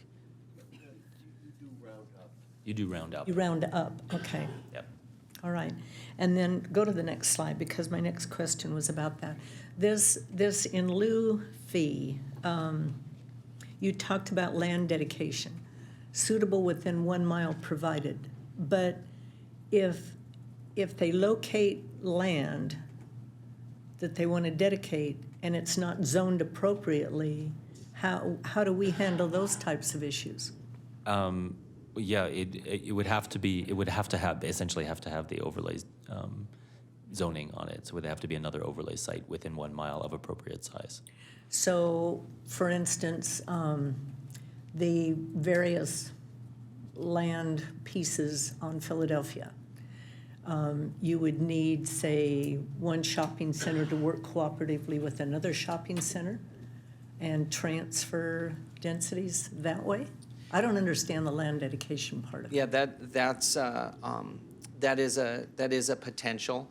The idea with the land dedication would be you can have an apartment developer, but they only build market rate. They don't really know how to design, develop affordable units. So they might seek out a developer that solely builds affordable units like a bridge housing or Jamboree or something like that, and enter into arrangement where they can give the land to that particular affordable developer, and the developer can then build those required units on that land. But that land would have to be appropriately zoned, and it would have to be within 1 mile of this, and the value would have to be commensurate. So they couldn't trade. We don't want them trading down. We want commensurate exchange of value. And has this happened in other communities? Yes. So it is possible? Yes. And you think it's possible here? Yes, I think it's more challenging because it basically can only happen on overlay sites, and so the universe of sites is predefined. Right. So it would be a challenge, but it at least provides options. The net effect would be you would have market rate housing on one of the overlay sites, but you would have the requisite amount of housing spread over 2 sites essentially. So the low income that would have applied on the marketplace would be transferred to the other site. So that site would have more than what looks like it should be allowed, but it's because they got the transfer. Exactly. Okay. Can you, oops, I'm sorry, can you come? And the units would have to be very low income. Very low income. So they're helping it's an additional help to the city for meeting its RENA obligations. Okay.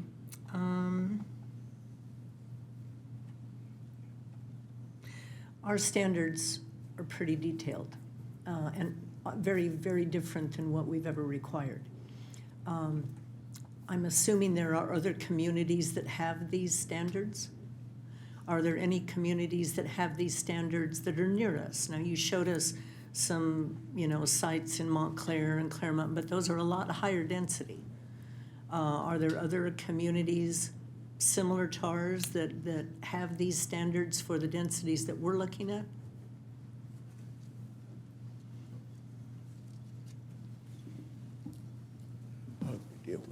Claremont, Pomona are 2 other communities that have that, and these are standards in this range that that have worked well in other communities. But the ones that we were shown are higher densities than what we're allowing. But when you actually look at the standards, the projects he picked were at that higher end, but when you look at the ordinances and the standards, there may be other projects that are in the 20 to 30 range.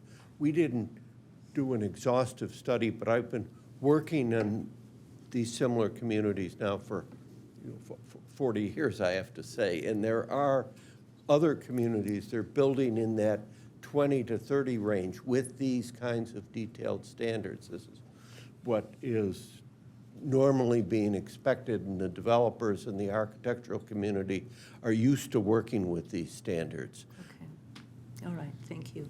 Well, this has been, for me personally, it's a hard pill to swallow in common language. I'm a lower density kind of person. I believe in quality of life. I believe in space.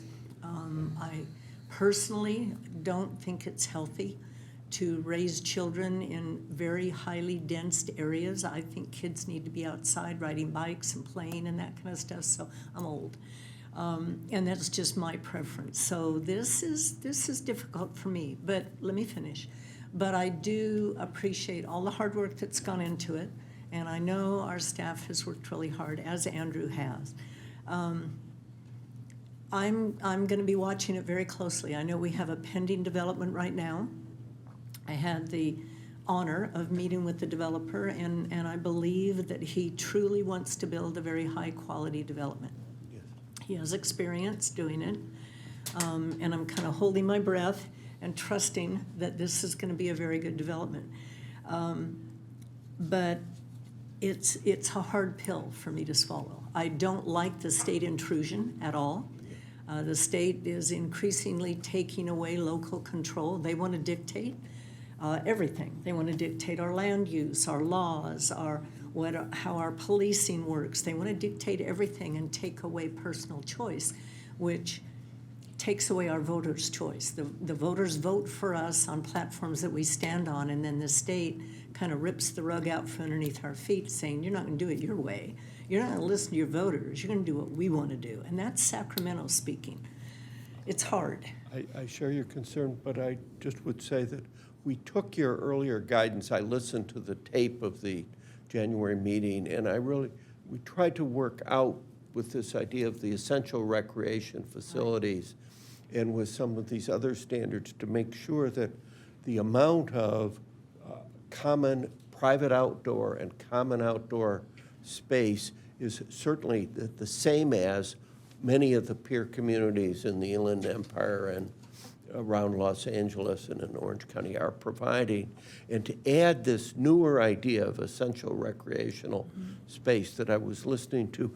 And remember, stepping back, and you'll see this at the general plan level, much of your housing that will be built overall will be that lower density, neighborhood-oriented housing. But we were trying to respond specifically to this part of the RENA challenge that was enabled by Measure Y and come up with the best set of standards that would work and respond to what the council was telling us from the January meeting.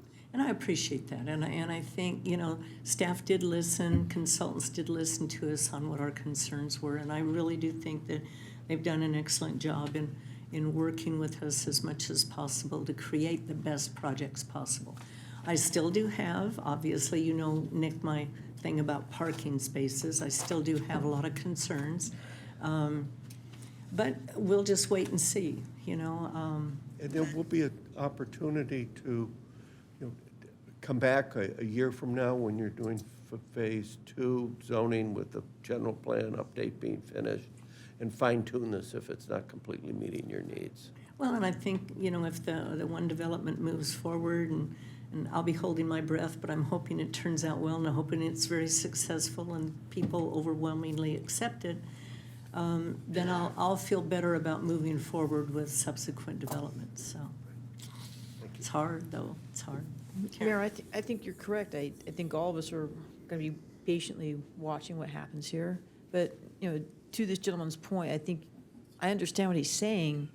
But, Mayor, you were present. We're going to hear about it later in our meeting tonight about the legislation that's currently on the table where the state wants to, any surplus property that they have, appoint the Department of General Services to be the deciding entity in every community across the state as to how they can develop that with housing or different things.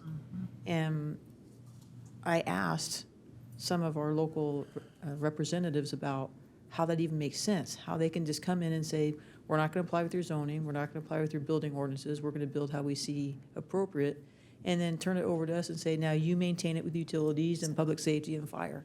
So you're going to hear about some of that legislative update later. And in fact, Councilmember Burton and I are flying to Sacramento next week to a leaders conference. We're going to meet with some of our local elected officials and express some of our concerns about that. But that's exactly what you were just making the point to this gentleman here, Mayor. We appreciate you working with us. I'm holding my breath too. I believe that this is going to be a good project for us in that location. But we're going to see, how that works out.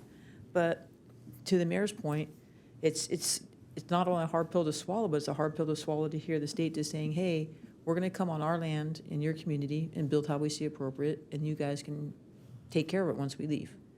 So we'll see, Mayor. Yeah, okay, thank you. Any other last comments? Okay, we have some modified maps that were corrected with some clerical errors. So I would ask for a motion and a second to approve what's in front of us, including the corrected maps. Correct. And just for the record, the corrected maps are the East Chino specific plan map, figure 4A of the attached ordinance adopting the specific plan regulations, as well as the Eucalyptus Business Park specific plan at figure 4-1.1. And my screen just bombed. No, mine did too. Hold on, Mayor. Maybe it's coming back. Oh, it's back. Okay. We have a motion from Mayor Pro Tem Comstock, second from Councilman Burton. And I have a couple long ordinances to read Yes, before sir. you call the vote. Thank you. I will not tell you the vote until after you've read them. Thank you, Mayor. Before the council are several items, including 2 ordinances, so I will read the titles. Ordinance number 2023-008, entitled An Ordinance of the City Council of the City of Chino, California, amending Title 20 zoning of the Chino Municipal Code to update the following chapters in accordance with the Affordable Housing and Mixed Overlay Districts. Chapter 20.3, Zoning Districts and Zoning Maps. Chapter 20.08, Agricultural, Open Space, and Public Zoning Districts. Chapter 20.09, Overlay Districts. Chapter 20.18, Parking. Chapter 20.21, Standards for Specific Land Uses. Chapter 20.23, Administration. And Chapter 20.24, Glossary and amending the zoning map to identify the location of the affordable housing and mixed overlay district sites to be consistent with the city's 2021-2029 housing element.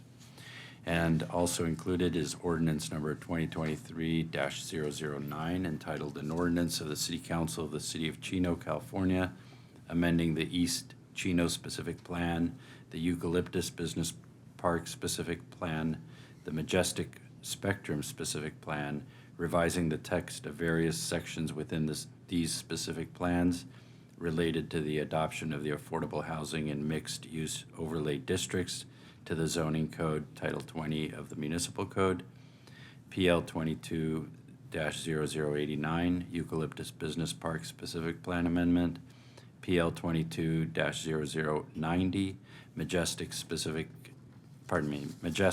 Spectrum specific plan amendment, and PL 22-0091, East Chino specific plan amendment. And those are being read by title only and waiving further reading. Thank you, Mayor. Okay, and the item did pass unanimously. Okay, next item on the agenda under new business, item number 14, approval of city participation in the national opioid settlements with Teva, Allergan, Walmart, Walgreens, and CVS. This is to approve a resolution for participation in the national opioid settlements with those organizations. Our staff report this evening will be provided by Fred Galante, our city attorney. Thank you, Mayor, members of the council, and all those present. The public health epidemic of opioid abuse, addiction, overdose, and death has forced states, counties, and cities to spend billions of dollars each year to address the direct consequences of this crisis. Several public entities, not including Chino, initiated legal action in the U.S. District Court for the Northern District of Ohio in a multi-district litigation matter against the manufacturers and distributors of various opioids, arguing that initially the manufacturers and distributors were responsible for some of the epidemic. That occurred in 2021. Then the settlements were reached as to the manufacturers and distributors in 2021, with the city of Chino not participating in those settlements.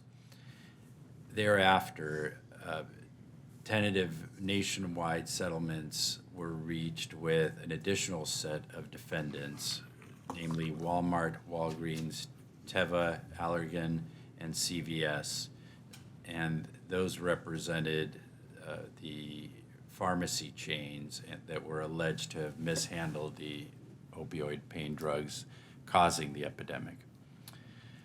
The nationwide settlements are the first settlements with retail pharmacy companies and follow the settlements in 2021 with the drug makers and distributors. As part of the current settlements, the city is required to agree to a very broad release of opioid-related claims against the settling defendants, which includes both known and unknown claims should the city wish to participate. And even though the city was not one of the parties that initiated those legal actions, they are available for the benefit of all jurisdictions within California. So in exchange for a release of the claims, should the council decide to participate in the settlement, Chino would be allocated approximately up to $806,518, and those funds may be used solely for opioid remediation activities such as addiction treatment and prevention programs. The actual amount to be allocated at Chino will depend on how many agencies agree to participate. The more local agencies participate, the more funds will be available to California and the particular jurisdictions. The funds will be coordinated through the County of San Bernardino, but each participating city's allocation will be earmarked for programs that benefit that participating city. If the city chooses not to participate, no funds would be allocated for Chino's use. So with that, the recommendation is to authorize the city to participate in the national opioid settlements with the 2023 settling defendants on the terms and conditions of the settlement agreements that are attached to your agenda, and further to approve the agreements with the state of California on the distribution of settlement funds consistent with the 2023 settlement agreements. With that, I'm happy to answer any questions. Thank you, Fred. Is there anyone in the audience that would like to address the council on this item? Seeing none, any council comments? Seeing none, then I would entertain a motion in a second. Motion from Councilman Flores, second from Councilman Lucio. Item passes unanimously. Item number 15, trash and sewer rate structure. This is to adopt resolution number 2023-022, setting the time and the place for the public hearings to consider majority protest proceedings on proposed increases to the rates, fees, and charges for sanitary sewer, refuse, and recycling services. Staff report this evening will be provided by our project coordinator, Jocelyn Blakely. Good evening, Mayor and members of the City Council. Tonight's agenda item concerns the Proposition 218 process for the IEUA sewage treatment rate and the trash and recycling services rates. The current approved rates are set to expire on June 30th, 2023. The city is proposing to establish a new 5-year rate schedule to become effective July 1st, 2023. This rate schedule will include the city's refuse and recycling rates as well as the sewage treatment rates established and set by the Inland Empire Utilities Agency. IUA establishes its own rate to cover the cost of providing sewage treatment services for the Greater Inland Empire area under its jurisdiction. That rate is then passed through to the member agencies, including the City of Chino. The rates being proposed by IUA are included in your report. The increase to trash and recycling rates are mainly due to the State of California Department of Resource Recycling and Recovery, also known as Cal Recycles, SB 1383 requirement, which requires recycling of organic waste, also known as food waste. You may have heard it stated before that SB 1383 is the most significant change to solid waste handling regulations in 30 years, which is when recycling programs were first conducted. The public hearing that we're talking about will be held in June, which will cover all the components of the enhanced recycling program to include organics. Tonight's item for your consideration is to adopt the resolution setting the time and place for the public hearing, which will be June 6, 2023, to hear the protests, proceedings, and proposals to increase those rates, fees, and charges for the sanitary sewer, refuse, and recycling services. At that public hearing, all the trash, recycling, and sewage rates will be presented. This concludes my report, and I would be happy to answer any questions that you guys may have. Thank you, Jocelyn. Is there anyone in the audience that would like to address the council on this item? Okay, I'll turn it over to council comments. Mr. Burton, I think you had some questions. I actually had my questions answered, but mainly just comments. It's just another way the state of California comes in and tries to govern how we do business in our city. And I don't like that. And a lot of people don't like that. But there's not a whole lot we can do about it unless we all partnership together and express our concerns to the state of California. You know, now this is going to cost our residents and our business owners additional monies. With this refuse, it's going to have to be separated behind some shopping centers.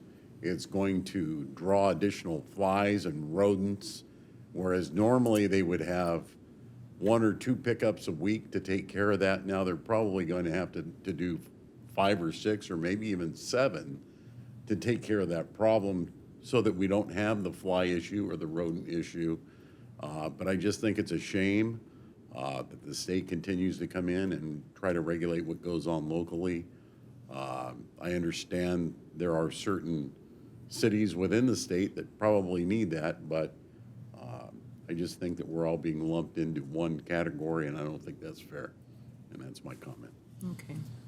Any other comments? Just, Jocelyn, one thing. You had mentioned that with IUA, it's a pass-through. So we really have no control over the rates that they're charging. They figure out what they need going into the future, and they pass it on to us. If for some reason during our public hearing we get the protests necessary to prohibit us from increasing the rates, we still will have to pay it to IUA. Isn't that correct? I believe so. If that would ever to happen, I would request of our city manager to work with our city attorney and immediately start looking into action where they charge their own rates to the citizens and not as a pass-through for us. Because we take the heat when they raise the rates, and they don't have to answer for it. They just tell us, collect this amount of money, and we have to give it to them, whether our citizens want it or not. So it'll be interesting to see how our public hearing goes. Okay, then I would ask for a motion and a second to set the public hearing. Motion from Mayor Pro Tem Comstock, second from Councilman Lucio. Item passes unanimously. Item number 17, adoption of the local roadway safety plan. Our staff report this evening will be provided by our city traffic engineer, Mr. Dennis Rawls. Good evening, Mayor and City Council. Before you tonight for your consideration is the adoption of the local roadway safety plan. Back in November of 2021, the City Council approved the project to develop the local roadway safety plan, and included approval of acceptance of a grant from the state. Unlike some of the mandates the state passes down, this one actually did come with some funding. So the state funded about 90% of the cost to create this plan in the form of a $72,000 grant, where the city matched $8,000 for a total of $80,000 to help us. The local roadway safety plan is a living document that will periodically be updated as new data becomes available and projects address the identified traffic safety issues within it. The local roadway safety plan uses the 5 E's: engineering, enforcement, education, emergency services, and emerging technologies to help identify countermeasures to address identified traffic safety issues. The goal of the local roadway safety plan is to reduce fatal and severe injury collision types throughout Chino, improving traffic safety. The local roadway safety plan is a planning document that analyzes various traffic safety metrics to identify hot spots where incidents occurred, identifying potential patterns to those incidents, and pairing those incident patterns with proven countermeasures. The local roadway safety plan is now a required document when applying for future grant funding for the Highway Safety Improvement Program through the state. To review some of the key points, some of the key findings of the plan before you tonight, as you can see on the slide, are some of the collision hotspots in Chino that occurred from 2016 to 2020. On the next slide, you'll see that on the left side, where some of our fatal and serious injuries have occurred. The fatals shown in red, and the severe injuries occurred on locations marked with the orange dot. On the right are some of our vulnerable roadway user collisions, those that involve pedestrian and bicyclists. Bicyclist accidents are marked with blue, as pedestrian accidents are marked in green. And just to give you an idea of where some of our collisions are occurring. The full local roadway safety plan is included in tonight's agenda for those wishing to know more.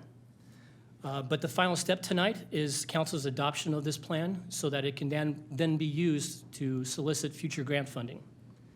With that, staff requests the City Council adopt the local roadway safety plan and allow us to go after these fundings as projects and funding becomes available.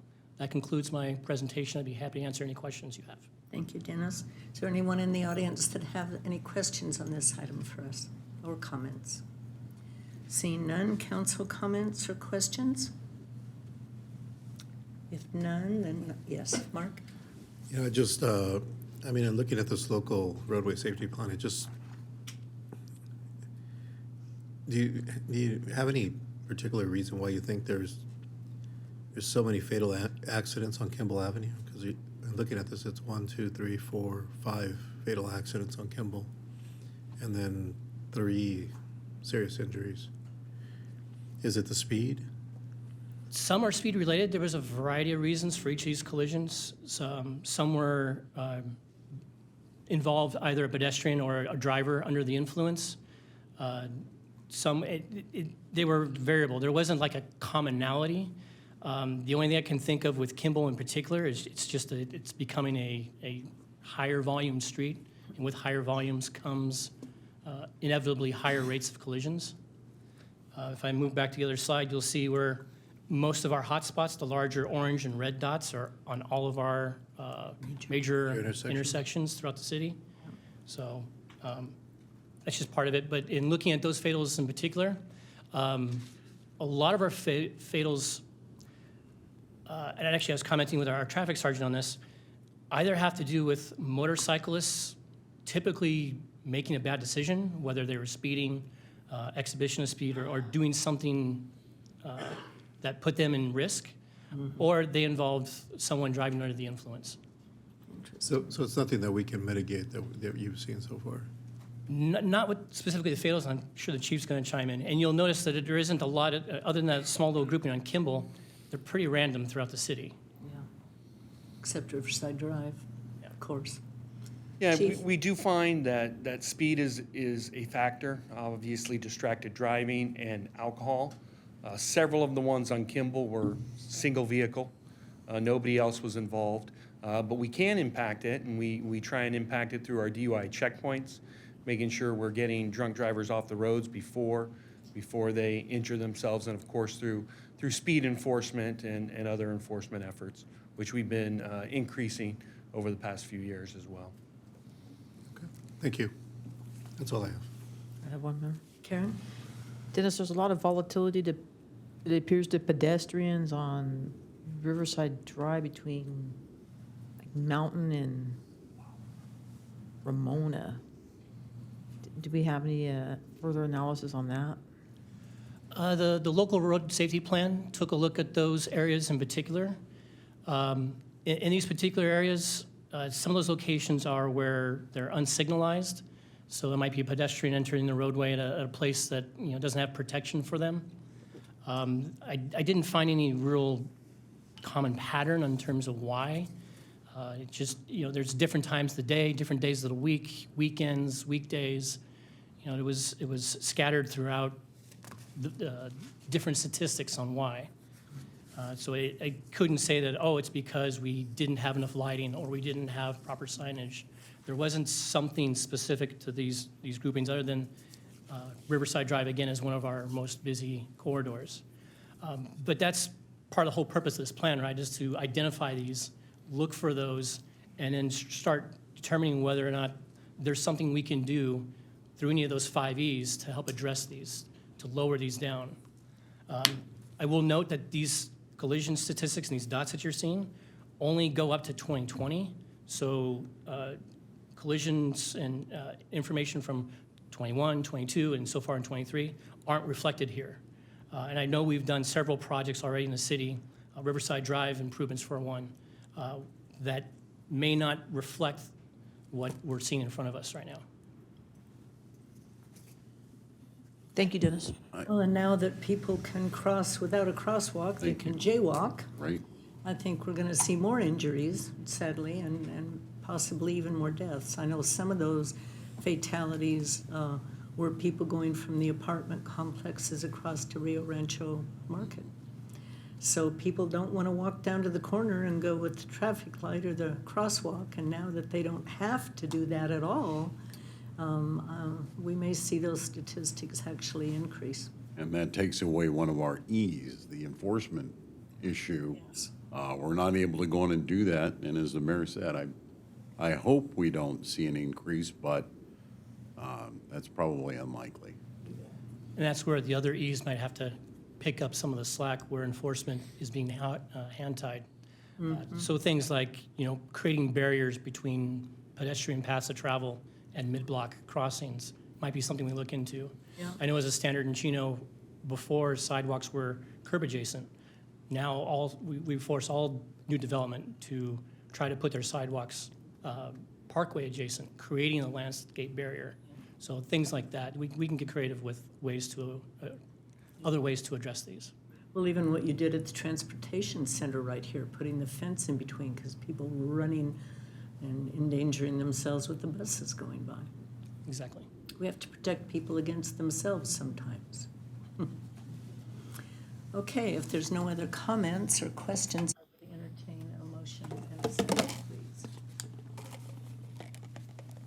Motion from Councilman Flores, second from Council, oops, my thing's up. Motion from Councilman. It won't stay on. Natalie, did you do that? Oh, you did that. Motion from Councilman Flores, second from Karen? Me. Mayor Pro Tem Comstock, and the item passes unanimously. Item number 17, award of contract TR 152, TR 211, and TR 214, traffic signal cabinet and wiring upgrades. This item is to award a contract to International Line Builders Incorporated, Corona, California, in the amount of $613,571 for projects that I just stated, traffic signal cabinet and wiring upgrades at various locations. Dennis, staff report again, please. Sure. Thank you again, Mayor and City Council. Tonight for the Council's consideration is an award of a contract to provide extraordinary repairs and upgrades to 4 traffic signals in Chino. The traffic signals are located at Philadelphia and Telephone, Philadelphia and Town Square, Riverside and Magnolia, and Riverside and Mountain. These locations are aging and requiring more and more maintenance attention at each location. So with that, what this project aims to do is to replace the existing conduits that are either damaged or too small to effect more routine repairs. Also, as technology has improved, so too is our methods we use to manage traffic. The repairs and upgrades to each location will include the installation of replacement conduits under the street, new pull boxes outside of intersection corners, replacement of controller cabinets in kind with updated cabinets meeting current Chino standards, and rewiring of the intersections. These repairs and upgrades will not only address the growing maintenance concerns, but will revitalize the traffic signals with the latest technology. This will allow Chino a greater ability to leverage its technology in traffic management at these locations. The notice for inviting bids was formally published on Planet Bids on June 15th, 2020, and published in the Chino Champion on June 15th and June 25th. On July 13th, the city received 10 bids, and International Line Builders Incorporated of Corona, California, was deemed the lowest responsible bidder with a base bid of $613,571, which does not include the optional bid item that the city is not exercising. The long lapse in time between the bid and the award tonight is due to the bid cost to construct exceeding the original budget for these projects. Included in tonight's award is an appropriation that will help fully fund the project. As the time for bids has expired, the International Line Builders contractor was requested to honor their original bid price, and they have agreed. Therefore, staff recommends that the City Council approve the appropriation of unappropriated road maintenance rehab account funds in the amount of $156,146 and a corresponding increase to the project budget for TR 211 Traffic Signal Modification Project.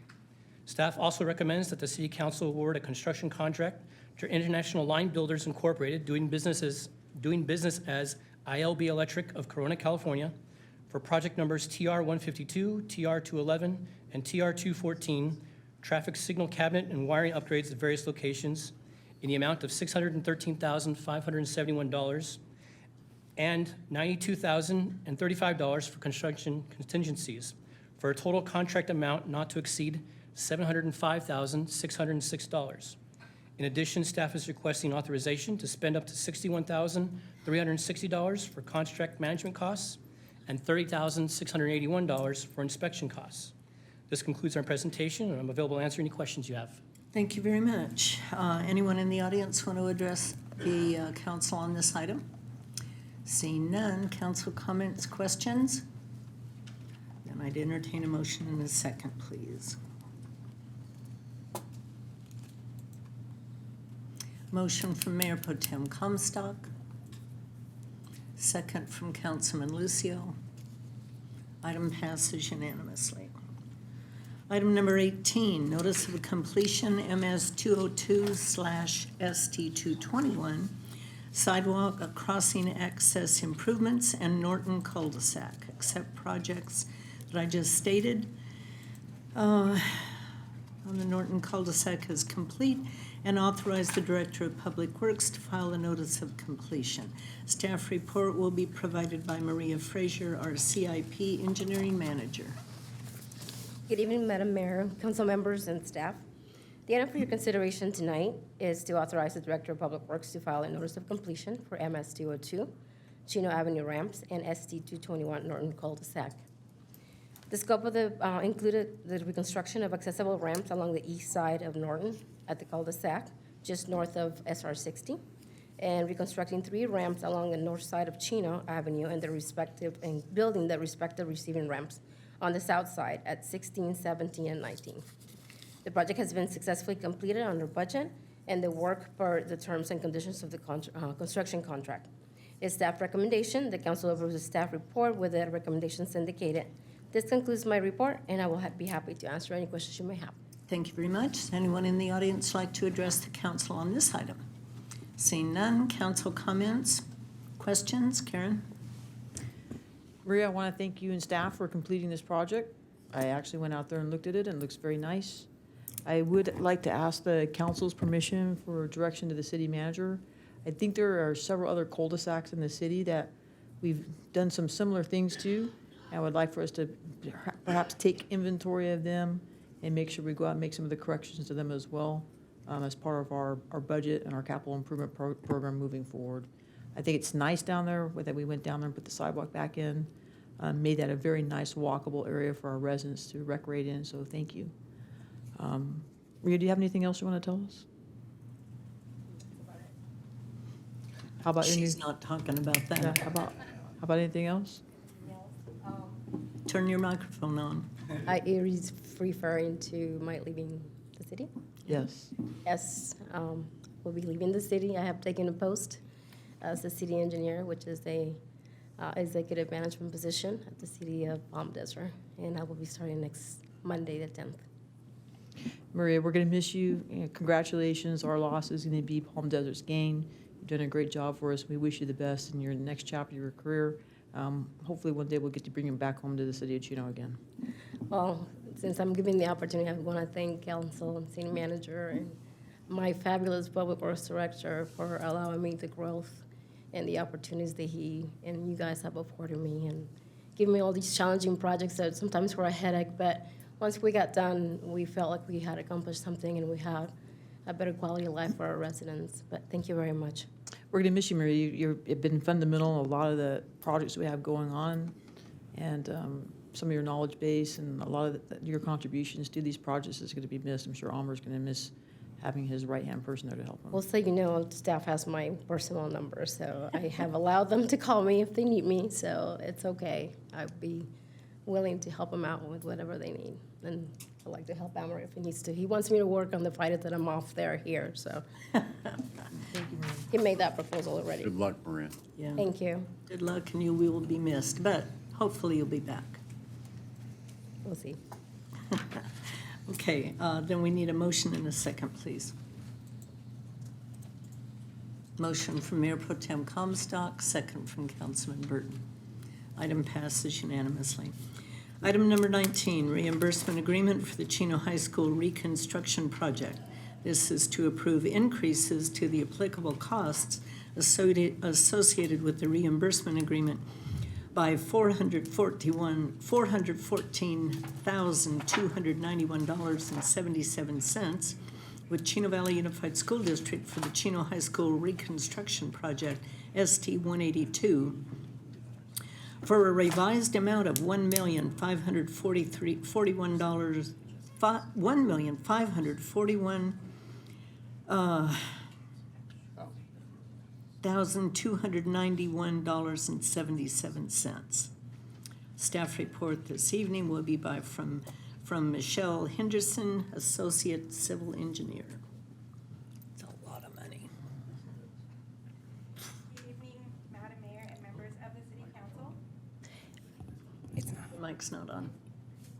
Okay. Sorry. Good evening, Madam Mayor and members of the City Council.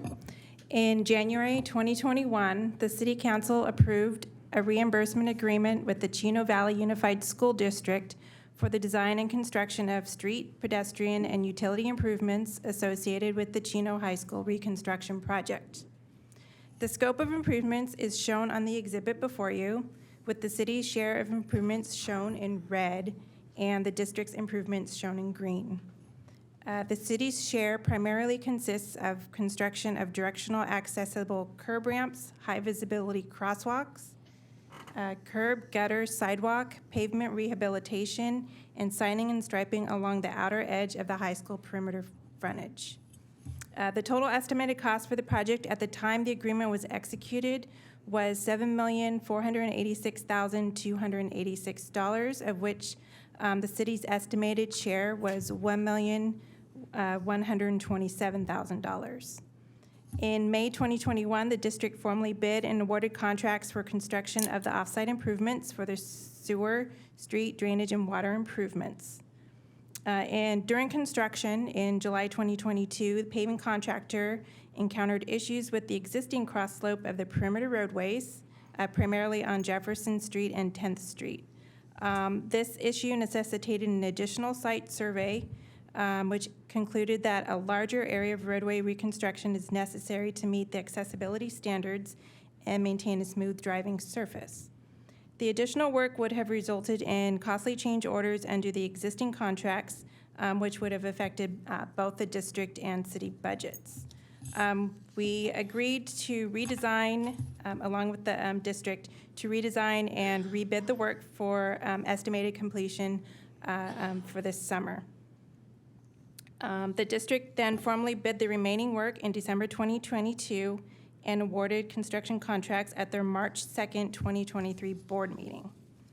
The city staff had the opportunity to review the bid summary and bidding schedules for the city's share of work. City staff prioritized ramps to be constructed with this project in locations where ramps are missing and where ramps will best provide improved access for the students. Those ramps requiring right-of-way dedication or replacement are intended to be removed from the scope of work and will be included as part of a future capital improvement project implemented by the city.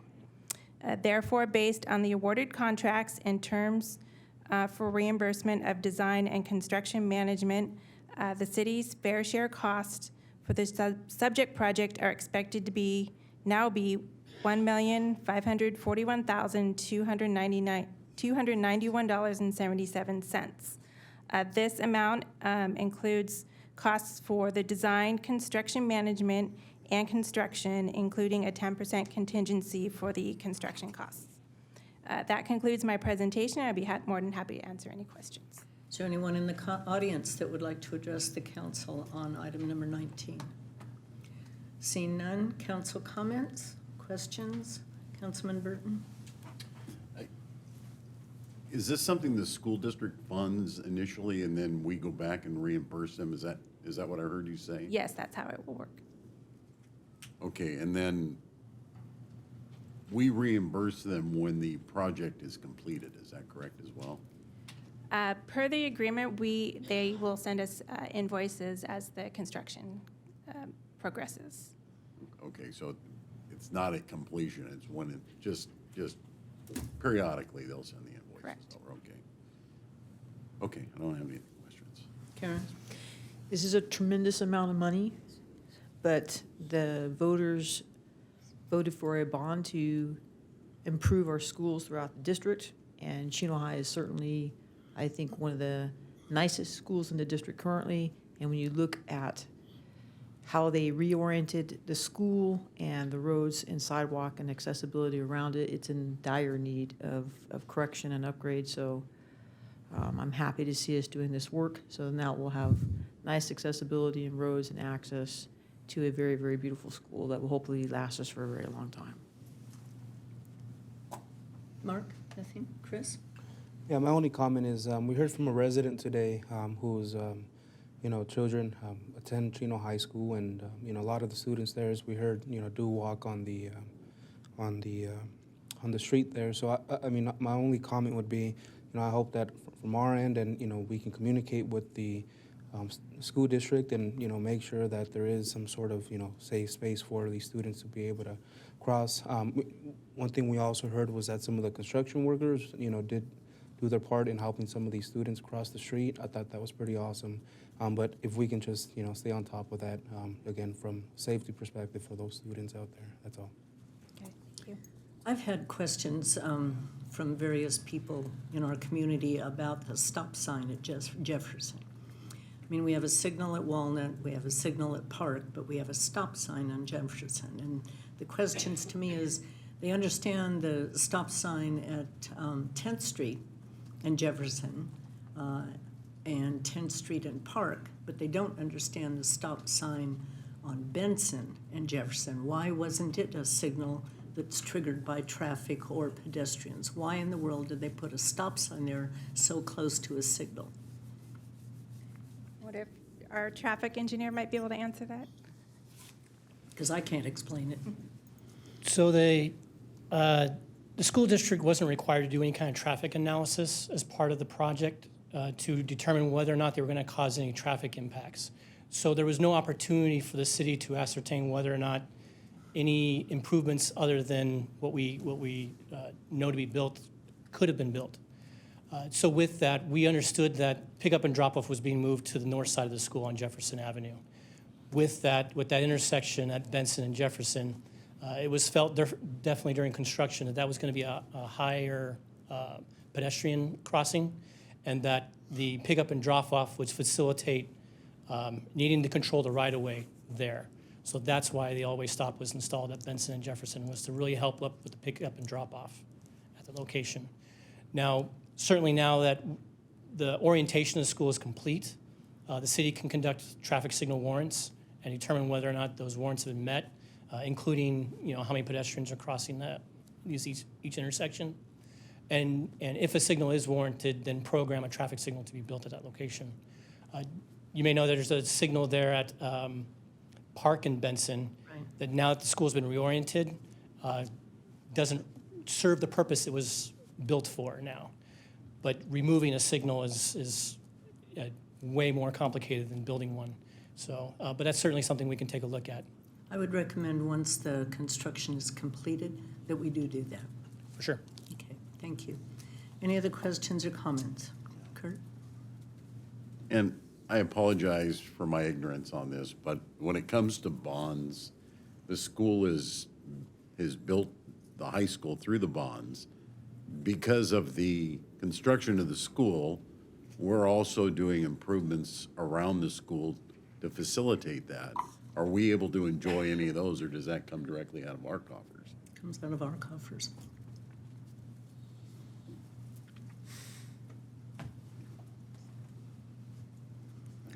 Okay, with that, I would entertain a motion and a second then to approve this item. Motion from Mayor Pro Tem Comstock, second from Councilman Flores, and that item passes unanimously. Okay. Next, under Mayor and Council reports. Item number 20 is our city legislative positions. First, I'm going to ask for a staff report before Karen and I make our comments. From Jack Morgan. Your title has changed so many times. He's just our key guy. The official title now is key guy. Yeah. Good evening, Mayor, members of the council. So on behalf of the Legislative Policy Committee, I'd like to present the committee's proposed positions on a series of legislation consequential to the city of Chino. Now, the Policy Committee met on February 22nd and March 28th. Those meetings included staff, Jason Gonzalez from Gonzalez & Son, as well as staff members from State Senator Rubio's office, as well as Assemblymember Rodriguez's office. Generally, the legislation that has been reviewed has tended to focus on public safety and housing and development. Additionally, we are tracking and proposing a support position for select bills authored by Assemblymember Rodriguez, as well as State Senator Rubio. However, as bills are amended in their respective committees, we will continue to track those. Sometimes bills, they seem that they're inconsequential at the time, and then they are amended and they become an immediate concern for local agencies. So we're constantly keeping track of that. Now, I have a listing of the bills shown on the screen along with the committee's positions. I will go through some of the main tenets of the bills as they are written today. Now, for the first set of bills I'm going to go through, these are bills that were brought up in our meetings from a staff member from Assemblymember Rodriguez's office. As we all know, he had a distinguished career in emergency medical services, so a lot of his bills focused on that. So I'll start with AB 40, and this intends to increase ambulance patient offload time. Ultimately, the overall goal is to achieve a standard of 20 minutes 90% of the time. And to do that, it would intend to create an electronic signature process for use between emergency department medical personnel at the receiving facility and the transporting emergency medical personnel. AB 55, which changed at the end of this last week, so it's different from even when the policy committee had reviewed, but it does have a similar kind of approach. Ultimately, the intent is to try to keep salaries for private EMS employees with the local economy so there's less turnover. The way that's amended now is it would establish a workforce adjustments that are equal to the lowest allowance established by the federal Medicare program, and this would serve as an additional payment. Now, of course, for us, we're fortunate to have the Chino Valley Independent Fire District, but Assemblymember Rodriguez, this is an initiative that he cares about, and he's trying to do it for his other communities. So we note that we have a support position for that particular bill. AB 97, so this is unserialized firearms. Now, we noted that we are disappointed with the amendment that occurred. It essentially took out the main point of it. It was introduced to make possession of an unserialized firearm punishable as a felony. Now, however, when things go through committee, unfortunately, they can be watered down to a fact that, and essentially, they become a data gathering bill. And that's what happened with this one. I would have to believe that Assemblymember Rodriguez, this was clearly not the intent, but unfortunately, as it went through committee, that's what happened. So This was amended in committee and now requires the Department of Justice to collect and report data on the number of arrests made in connection to manufacturing or possessing an unserialized firearm. So although we acknowledge in the letter that we are disappointed with that, we recognize the efforts that he's making to try to support our Chino Police Department. So we are supportive of him in that, but it's obviously not what we were looking for. AB 250 is the Euclid relinquishment project, or the relinquishment of Euclid Avenue to the city of Chino, I should say. Now that really has not had any pushback in committee so far. In fact, it's been on the consent calendar as it's been going through the policy committees. But because there's a fiscal impact in the sense that it's going to lessen expenditures, so even though it's going to lessen expenditures for the state, it still has to go through the appropriations committee because technically there's a fiscal impact. So that's where that bill is at right now. AB 474, it finds and declares that the State Threat Assessment Center is a California information clearinghouse and will require the cooperation of state and local agencies to gather information to help dismantle networks of trafficking opioid drugs. Ultimately, that's intended to help prompt information sharing and preparation of intelligence projects for local agencies. AB 1505 is a Assemblyman Rodriguez bill as well. Now, he had initially allocated $250 million in the proposed 23-24 budget to retrofit soft-story multifamily housing. However, we have projected deficits with the state budget, so this bill intends to ensure these funds will not be removed from the budget and they can begin immediately on those projects. This is the last bill of Assemblymember Rodriguez that we are continuing to track, and this will require the California Warning Center within the Office of Emergency Services to develop a process so private sector fuel transporters can voluntarily share information to provide fuel to local and state public safety agencies actively responding to emergencies. So all those bills that I had mentioned are authored by Assemblymember Rodriguez. I know AB 97, that was one that we were disappointed with, but we are providing support positions to him and want to support them in their efforts. Now, moving on to SB 316, as we'll see on some of these bills, there is an effort to try to amend some of the provisions that were put in place by Proposition 47. We saw one that we were tracking that would ultimately want to send it back to the voters to completely dismantle Proposition 47. That was almost gutted and amended to be data gathering again. So we removed our support position, and that's no longer on the list. But SB 316 is similar. So again, because it's a proposition, all of these would require statewide voter approval. But it would reinstate a provision repealed by Prop 47, noting that a person who has been convicted 3 or more times of petty theft or grand theft and subsequently is convicted of petty theft is subject to imprisonment in county jail of 1 to 3 years. That's going to be based on previous crimes. SB 4 goes into some of the legislation that was being referenced earlier when it comes to housing and development. This one would require that housing development projects would be a by right use on land owned by nonprofit colleges or religious institutions on or before January 1st, 2024. When it comes to parking requirements on that, it's 1 space per unit unless the project is a half mile from a public transit. Local governments can perform design review, but that design review cannot inhibit, chill, or preclude a streamlined administrative approval.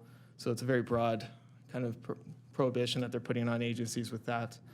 And because it is an administrative approval, CEQA is not required. The SB 423, that one's one that the League of California Cities is taking a stance against. Many cities are.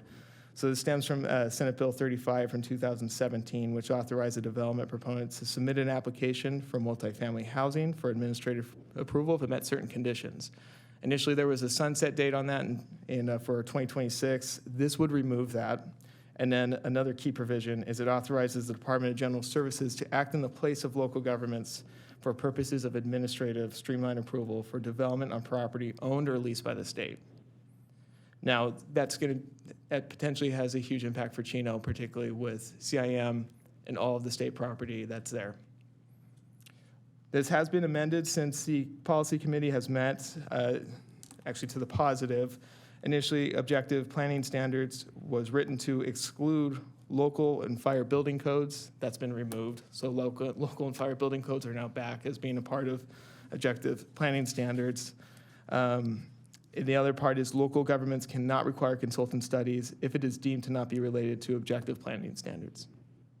So that's SB 423, and many agencies are taking a stance against that one. SB 257 is a support if amended. So it would prohibit a person from camping as defined in a street, sidewalk, or other public property within 500 feet of a school, daycare center, playground, or youth center. Initially, this had a broader application. It was not just camping. That was amended in committee. And when we're looking at what that means, the legislation says that camping means to place, pitch, or occupy an encampment, live temporarily in a camp facility, camping area, or outdoors, or use camp material.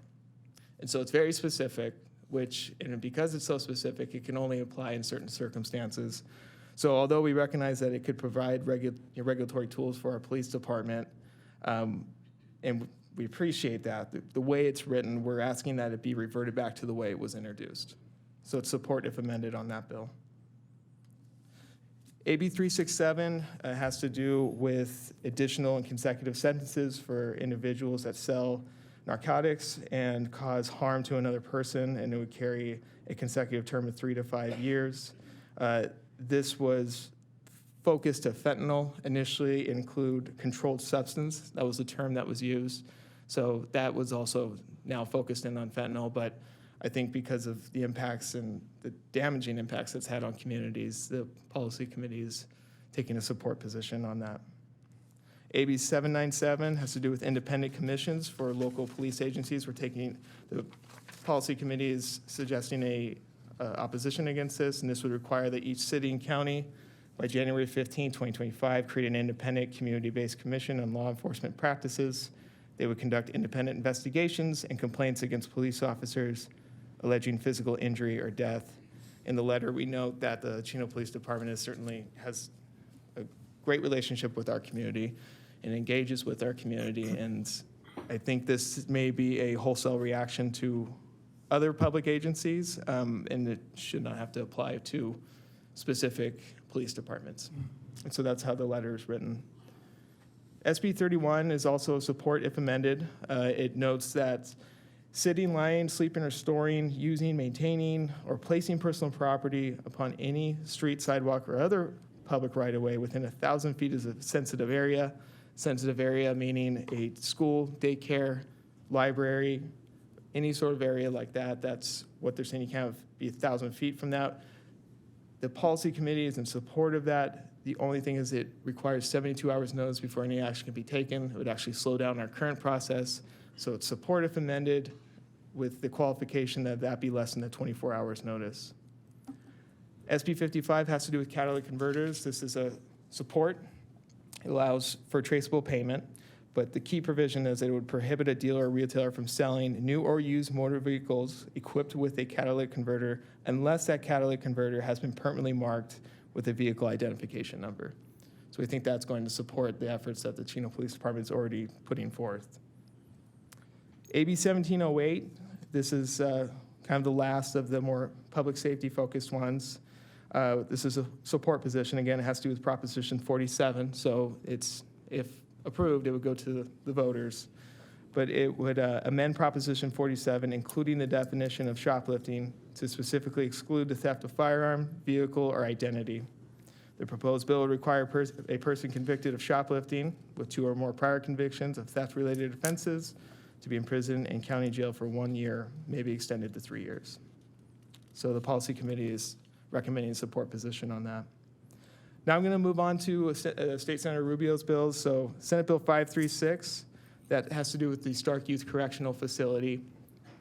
So currently, there's ongoing conversations with the California Department of Corrections Rehabilitation between Gonzalez and Son, CDCR, and then State Senator Rubio's office. I think they're taking a position that it's not surplus yet, and they're not certain if they want to continue to use that property. But I know in meetings with CDCR, they've mentioned and acknowledged it's in what they call a warm shutdown, and the staff member on that meeting called that managed deterioration. So they're recognizing that the property is in disarray, and I think we have great representation in State Senator Rubio. She wants to make this happen for the city, and so they're pushing back on that. But that's where that bill's at. The following three were, again, authored by State Senator Rubio. So as we juxtapose against what SB 423 did, and that's DGS, Department of General Services, being able to take the role of a local agency.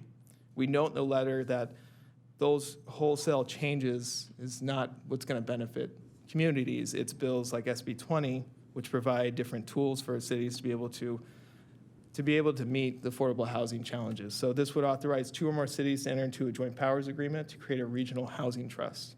The proposed bill provides governing structure of 9 members, 7 elected members of respective city councils, and 2 experts in homeless and housing policies. This stems from the San Gabriel Housing Trust, which State Senator Rubio was heavily involved in. So it takes that, packages it, so then cities can more quickly form these joint powers agreements, and it also allows those entities, if they are created, to accept public or private funding, issue bonds to try to stir affordable housing development.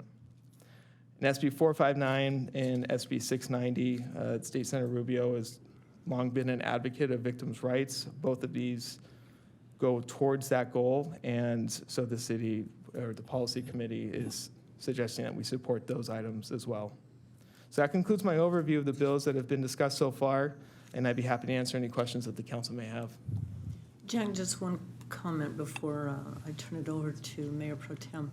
On these bills that we've taken positions on, what I would request is that we have an informational item in each of our council packets that tracks what happens to these bills where we've taken a position. Okay, so that the public knows what's going on. Yeah, absolutely. Please, Karen?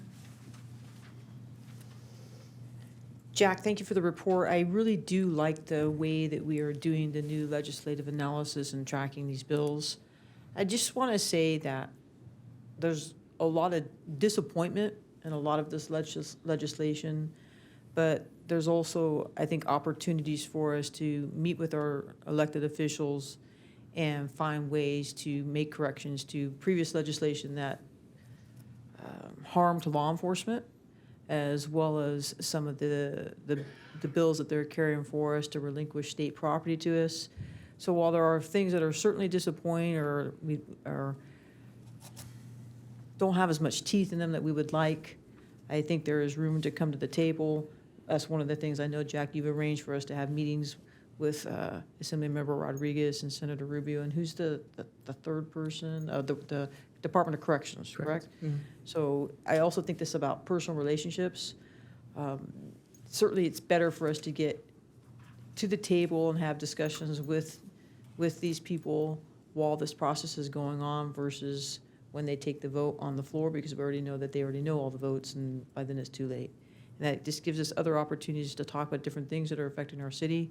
Some are the most concerning to me, what we spoke about earlier, is the land use and some of this legislation that's being vetted as far as local control of our zoning and our ordinances. So just continued discussion with our local representatives. And Mayor, I know how hard it is for you to sit through some of these meetings. It was part of what I did for the last 10 years of my career, but we can't stop. You know, the minute we stop and stop talking, communication breaks down. And at one point, we do have to depend on our local elected officials to help us, not just with these bills and different things, but also when it comes to funding for different things that we are going to at one point ask them for. So I think these personal relationships will help pay us dividends in the future. That's all I have, Mayor. One thing that became very clear to me, especially this time, is our legislative representatives may be trying to do things to help us, but to find out that many of these items that are critical to us, critical to the PD with trying to fight crime, critical on local control, a lot of these things are killed in committee. Yes. Never even makes it to a vote. So I think, I agree with you, I think the conversation and communication with our own elected officials is important, but I also think that we need to get very, very active in the California League of Cities and have other elected officials understand that a lot of these things that are so critical to us are killed in committee. So it's the committee members also that need to understand their impact, you know, not just on their own community, but the community throughout the state. because this has to stop. I know one of these bills that we heard about that our own assemblyman was trying to get some more teeth into the crime fighting has been killed 7 times. 7 times it's been killed in committee. And yet, you know, the state, when something comes to the state that's going to increase their cost when it comes to jailing prisoners or whatever, they'll immediately kill it in committee. Well, what's the cost to our communities? You know, the state may be saving money by not jailing people, but my God, the cost to the citizen, the cost to the markets, the stores that are being just, I mean, people are walking in to, you know, commercial establishments and walking out with armloads of merchandise, and no one can touch them because they know they're not going to do anything about it. That's wrong. That's wrong. And any attempt to put teeth in legislation is being killed at a committee level, not even making it to a vote. So, yeah, Karen, this is hard for me. This is just totally unacceptable.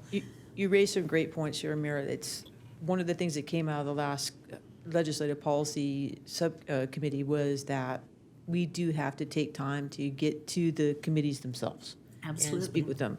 But Mayor, the other thing that I have learned from previous experiences, there is a big reluctance from the Law Enforcement and Public Safety Committee to not vet anything that it requires additional prison or bed space, even at the local level to the county. And I'm sure my other council members here can to speak to this.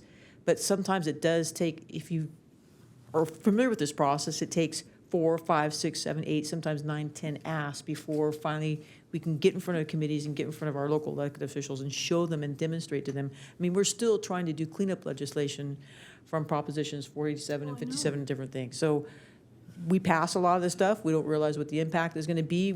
After we pass it, then we see the impact, and then we have to try and go do cleanup legislation. But if we don't ask for it or demand it and keep going in front of people, guess what? We'll never get it. No, I So, agree. yeah, but it is, I think you make a point where it's very frustrating because you see some of our local electeds trying to do this, and then it gets killed at committee. And sometimes we think, well, hey, we're so frustrated with them, but they can't get it through their own committees. So important to acknowledge. The general public doesn't even understand. General public doesn't know that. It's crazy. So again, I think we should carry these with a brief description what they are and explain to the public what's going on. We need to educate our own citizenry in what is really going on with legislation, especially when it affects them directly. And this stuff affects them directly. A lot of times they're trying to help us, but their own committees won't allow them to help us. Oh, I know. It defies logic, just defies logic. Okay, is there anyone in the audience that has any comments about this item? Other council comments, or I guess we need a motion and a second to approve the positions that we've taken. Motion from Councilman Flores, second by Councilman Lucio. And the item passes unanimously. I'm going to be real quick on my personal. Oh, God, this puts me to, I just get frustrated with it. It's hard to even talk. On the events that I attended since our last council meeting. March 22nd, met with Gary and Sue Ovitt and another gentleman that represents 11 kids. And it is an organization that helps children after school, and they concentrate on apartment complexes, where kids gather after school and have no supervision. It's really a good organization. They wanted to present to us what they do in case we were interested in the future, or some of our apartment complexes might be interested. On the 23rd, Thursday the 23rd, Councilman Burton and I attended a Watermaster orientation, which I think was pretty eye-opening to Kurt. I'm sure he'll talk about it a little bit. And then several of us attended the Chaffey College 140th anniversary luncheon that was put on by their own culinary arts group, which was very, very nice. And then that evening, I attended the PD Awards with other council members and many staff members. That is one of my favorite events ever, is the PD Awards ceremony. We hear in a broad perspective what our PD does, and we know they do a really great job, but that evening, individual officers and groups of officers are recognized for their efforts throughout the year, and it brings you to tears. I mean, the crimes that are solved, that our PD is told they're unsolvable, the ones that they solve, the Real Crimes Time Center and our dispatchers and the crime analysts and the officers themselves, they do such a fabulous job. I wish somehow we could film that and show it on our website, because Wes, I wish our people knew just the fantastic works that our PD does. It's just the greatest event. Then let's see, on the 27th, I filmed some outtake pieces for our State of the City address. On the 28th, I had a meeting with our city manager, and then our Legislative Policy Committee, Mayor Pro Tem Comstock, and I met with our consultants and staff. And then later that evening, or that afternoon, I met with, attended the Chick-fil-A Scholar Awards. That was very, very nice. They gave multiple $2,500 scholarships this year, which was phenomenal to their employees. On the 30th, I attended the CDA Finance Committee, and then today, I attended a budgetary issues discussion with Linda and staff and some consultants. And then at noon, we had the Salute to Public Safety, which again was nice, recognized fire, Chino PD, Chino Hills Sheriff's Department, and CIM and CIW, various officers and support staff for their excellent works. And then we had closed session this evening, so. Mayor Pro Tem Comstock. Thank you, Mayor. March 23rd, I also attended the annual Police Department Award Ceremony. Chief, congratulations to not just you, but all the recipients that night. Always a phenomenal event. And the good work of our public safety staff between police and fire never ceases to amaze me. On March 27th, I attended my weekly meeting with the city manager. That same evening, I attended the Community Services Commission meeting here at City Hall. On Tuesday, March 28th, I attended the Legislative Policy Committee meeting here at the council chambers along with the mayor and staff. On Wednesday, March 29th, I met with Aaron O'Leary from Lewis Development, and later that same morning, Peter Whittington regarding potential development activity in the city. The weekend of March 31st through April 2nd, I assisted Team Chino PD as a member of their support team for the annual Baker to Vegas Challenge Cup Relay. Go Team Chino. Wes, your men and women out there and the support staff did a great team and put up a platform team this year in third place and overall of 27 of their division. Phenomenal job by everybody on the team. A long, hard weekend, but the results were excellent. On April 3rd, I met with the city manager for our weekly meeting, which brings me to this evening, Mayor, where prior to tonight's meeting, I also attended closed session with the rest of the council and staff. Chief Williams, I apologize, I'm going to be out of town next week. I will not be at your board meeting, but I will be to the next one next month, sir. So thank you very much. Thank you, Mayor. Okay, next is Councilman Burton. First of all, you have item number 21, community support contribution. Would you like to explain what you're asking for? I would. Thank you, Mayor. I'd like to recommend the City Council approve contributions to You Choose, the amount of $500. You Choose provides positive activities and support for youth in and around the downtown area of Chino, and also a $500 donation to the Chino Valley YMCA. The Y down there provides a safe environment for the Chino community to engage in numerous educational and physical activities.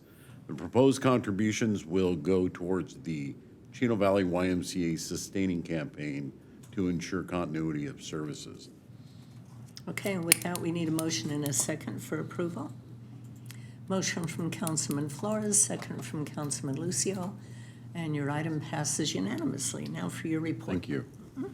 On the 23rd, as the mayor had mentioned, we attended the Water Master orientation at the Chino Basin Water Master in Rancho Cucamonga. Very, very eye-opening. All the entities that are involved in water rights, and there's a lot to water in this city and our surrounding cities, and where we get it and how we regulate it and what goes on. And I can't believe, you just think you walk up and turn the tap on, the water comes out like that. there's a lot more to it. I also attended the Chaffey College 140th anniversary celebration later that day, as well as the Chino Police Department award ceremony. And Chief, as the mayor pro tem had mentioned, I'm very, very proud of our men and women of our Chino Police Department. The work that we do is unlike any other agency around. I just am very, very proud to have been part of the agency, and now in a different position looking in. You just continue to do great work, and I appreciate it. On the 25th, Community Services put together a program down at the Preserve Community Center called Ball and Brunch, where they had a bunch of youngsters in the area from the Preserve go down and play basketball, and they opened it up for lunch and things like that. And so I went down there with my grandson, and we had a great time. And with the chief and Mayor Pro Tem from the 31st to the 2nd, I was also part of the Baker to Vegas team. My wife Bertie and I were in the support van behind our runners, and some of those legs that they go up against, I can just say one officer in particular, Brendan Rowland, as he went around a blind corner, and he saw what was before him. His eyes got extremely wide. The incline level of leg 7, Chief, I don't know, what do you think the degree was on that? It just was very intense and very long. I was glad I was in a van and following him and not running it. But they came in 3rd place, and I was extremely proud of the team. They did a great job. And then today, the salute to public safety. Once again, both Fire Chief and Police Chief, congratulations on the great work that you do and the men and women of your departments. And that concludes mine. Okay. Councilman Flores, you have item number 22, which is also a community support contribution. Would you like to explain that? Yeah, thank you, Mayor. I'm just, asking approval from the City Council for community support funds. Number one, $500 for the Chino High School Band, 77th Cavalry, and the Chino Pumas Track Club. Okay, we need a motion and a second, please, to approve Chris's item. Motion from Councilman Lucio, second from Councilman Burton. Your item passes unanimously. Rest of your report? Well, thank you, Council. On the 23rd of March, I attended the Chaffey College 140th anniversary celebration and the Chino PD Awards ceremony that day. And just want to say just a huge congratulations to Officer Jate. And he was the Officer of the Year. And just again, congratulations to him.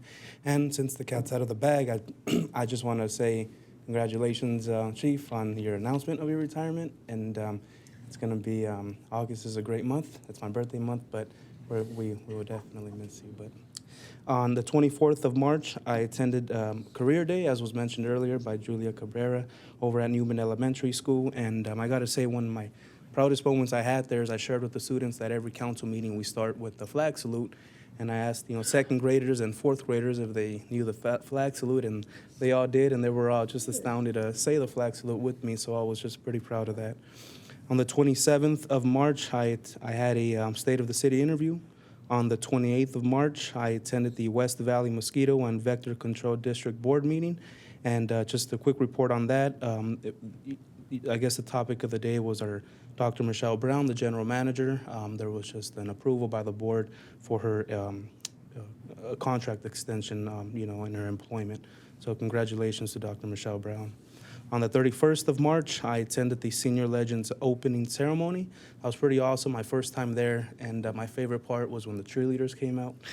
They came out to, what's that Senior song? cheerleaders? Senior cheerleaders, to Eye of the Tiger. I thought that was pretty good. They were dancing to the Eye of the Tiger. And let's see, on the 1st of March, on the 1st of April, I attended the Healthy Family Day held here at Ayala Park.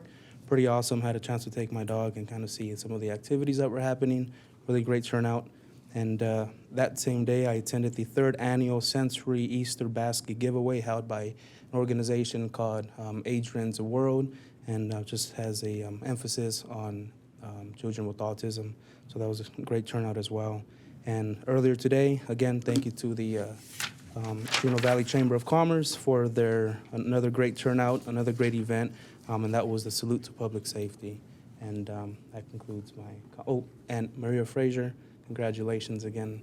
And you actually won an award over at the ceremonies held by the police department, so you got to brag about that a little, okay? And just want to say a farewell as well to Nikki Hendricks and Ana Lizeth Ordonez. Thank you, Mayor. Councilman Lucio. Yes, on March 23rd, I attended the Chaffey College 140th anniversary luncheon. On the 24th, I participated in donating blood at the Chino Valley Medical Center blood drive. On the 27th, I attended a meeting with the city manager. Later on that afternoon, I conducted an interview, or I participated in an interview for the State of the City. On the 28th through the 30th, I attended a training class put on by Riverside UASI at Chino PD called Recovery for Disasters Local Community Role, the locals community role. On March 31st, I met Erin O'Leary from Lewis. On April 1st, I attended Healthy Family Day there at Ayala Park with my two boys. They were dressed as superheroes. That was the theme. On April 3rd, I attended a meeting with the city manager. And today, on April 4th, I started the first day of a 3-day training class also put on by Riverside UASI regarding mitigations for emergencies. I do want to point out, or at least thank the city manager and Amr. I've been getting a lot of praise from a lot of our residents regarding the paving that occurred on Edison. Everybody just tells me how great that paving is and how much improvements you guys have done on Edison right there by the Spectrum. Everybody just said, whoever you guys got doing the paving there, continue to hire them throughout the city because they've done a great job there. I also want to congratulate Maria on your new role there at Palm Desert. Congratulations on a promotion. And Wes, I will wait till August to tell you congratulations on your retirement. And then I also want to finish by just telling everybody to have a happy Easter this Sunday. And hopefully you can all spend it with your family. And that's all I have for today. Okay. City Manager Reich. No report tonight, Mayor. City Attorney Galante. No report, just want to thank the council for my contract amendment. Police Chief Simmons. Thank you, Mayor and members of the council, and I wanted to share with you and our community. As you know, we unfortunately had a homicide this Sunday, but I'm pleased to report that we have at least one of the suspects already in custody and working hard to find everybody involved. They need to be ready because we're gonna come and get them into custody and bring justice for this victim. I'm proud to say that over the past 20 years, though our city does not have the same number of homicides that some of our adjacent communities have, we have solved every single homicide in the city of Chino in the past 20 years. Fantastic. This too will be solved and all the people involved will be brought to justice. Fantastic. Lastly, I wanted to address a misprint that appeared in the Champion this weekend. No, not my retirement date. That is accurate, August 10th. But it said in the print version that we had double-digit increase in violent crime. We did not. We had a double-digit decrease in violent crime last year. In fact, our violent crime went down 26%. So I'm very pleased with that and the work that the men and women of the Chino Police Department have done. That's all I have, unless you have any questions for me. No questions, just lots of compliments, Wes. The department is amazing. Just please pass on our thanks to them. I will. And I will say, Wes, that you guys stat them a little different than most police departments. Most police departments just stat them as if they know who committed the murder, that's considered assault, not necessarily. These are arrests. Yeah. Yep. So you guys are holding it at a higher level than most police departments. Thank you. The efforts that go into, what we hear at the awards ceremony and stuff is just absolutely awesome. You guys just, nobody in your department gives up. You just don't give up. And that's what it takes. I wish every department was like ours. I Thank you truly very do. much. Karen, did you have something you were going to say? They're awesome, Mayor. You know that. True. Fire Chief Williams, you stuck around the whole time. Ouch. Ouch. Mayor, council, good evening. Just a couple quick things. On April 19th, we're having a sidewalk CPR in partnership with the Pomona Valley Medical Center to be held at the shop. So community members, if you want to learn sidewalk CPR, come out and join us, and it's going to be a great event. And for the times, go ahead and reference our website for the actual times. I don't have those in front of me at the moment. What is sidewalk CPR? Sidewalk CPR is just an opportunity to engage community members where we're at and show them how to do hands-only CPR. Much of the premise of what we're finding in our survivability is it really revolves around compressions. You know, the idea that you would have to give breaths and then compressions. Really what we're asking people to do is engage early, do compressions till we get there, and all the success rates that we're at 38 people now since 2018, since this program started. And again, kind of the reference you made to Chief Simmons about the standards. The standard that we're measuring it against is not just that people are still alive. What we're saying is that for the standards that we use is something called the Utstein criteria. It's saying that you're going home living the life likely nearly like you were prior to the incident, meaning you're thriving, you're hugging your family, you're going to dinner, you're not just sitting there in a vegetative state. So highest of standards. That's the point on that. Fantastic. So come out to the shops and join us. We'll be conducting a captain's promotional during the week of April 17th. We're excited about that. It's a great opportunity for our staff. Also that week, I will be out in D.C. with several of my board members to engage in the legislative front as well. I want to state that I was very, very appreciative of the opportunity to participate in the Chino State of the City address. So thank you very much for that invitation, that opportunity. And then finally, all the important days here, I save this from the best for last. Tomorrow we will be submitting our proposal for the ambulance process. So we'll see how that goes. Stay tuned. I'll keep you updated as much as I can. But tomorrow, it's due on the 6th, but we're going to go ahead and submit tomorrow. And so we're looking forward to what the outcome of that's going to be. So are we. So are we. Fantastic. Thank you very much. Okay, with that, we are going to adjourn to our next meeting, which will be a workshop held on Tuesday, April 11th at 4 p.m. Right here in the council chambers. Our next regular meeting of the council will be held on Tuesday, April 18th at 7 o'clock with closed session at 6 o'clock if necessary. And with that, we are adjourned.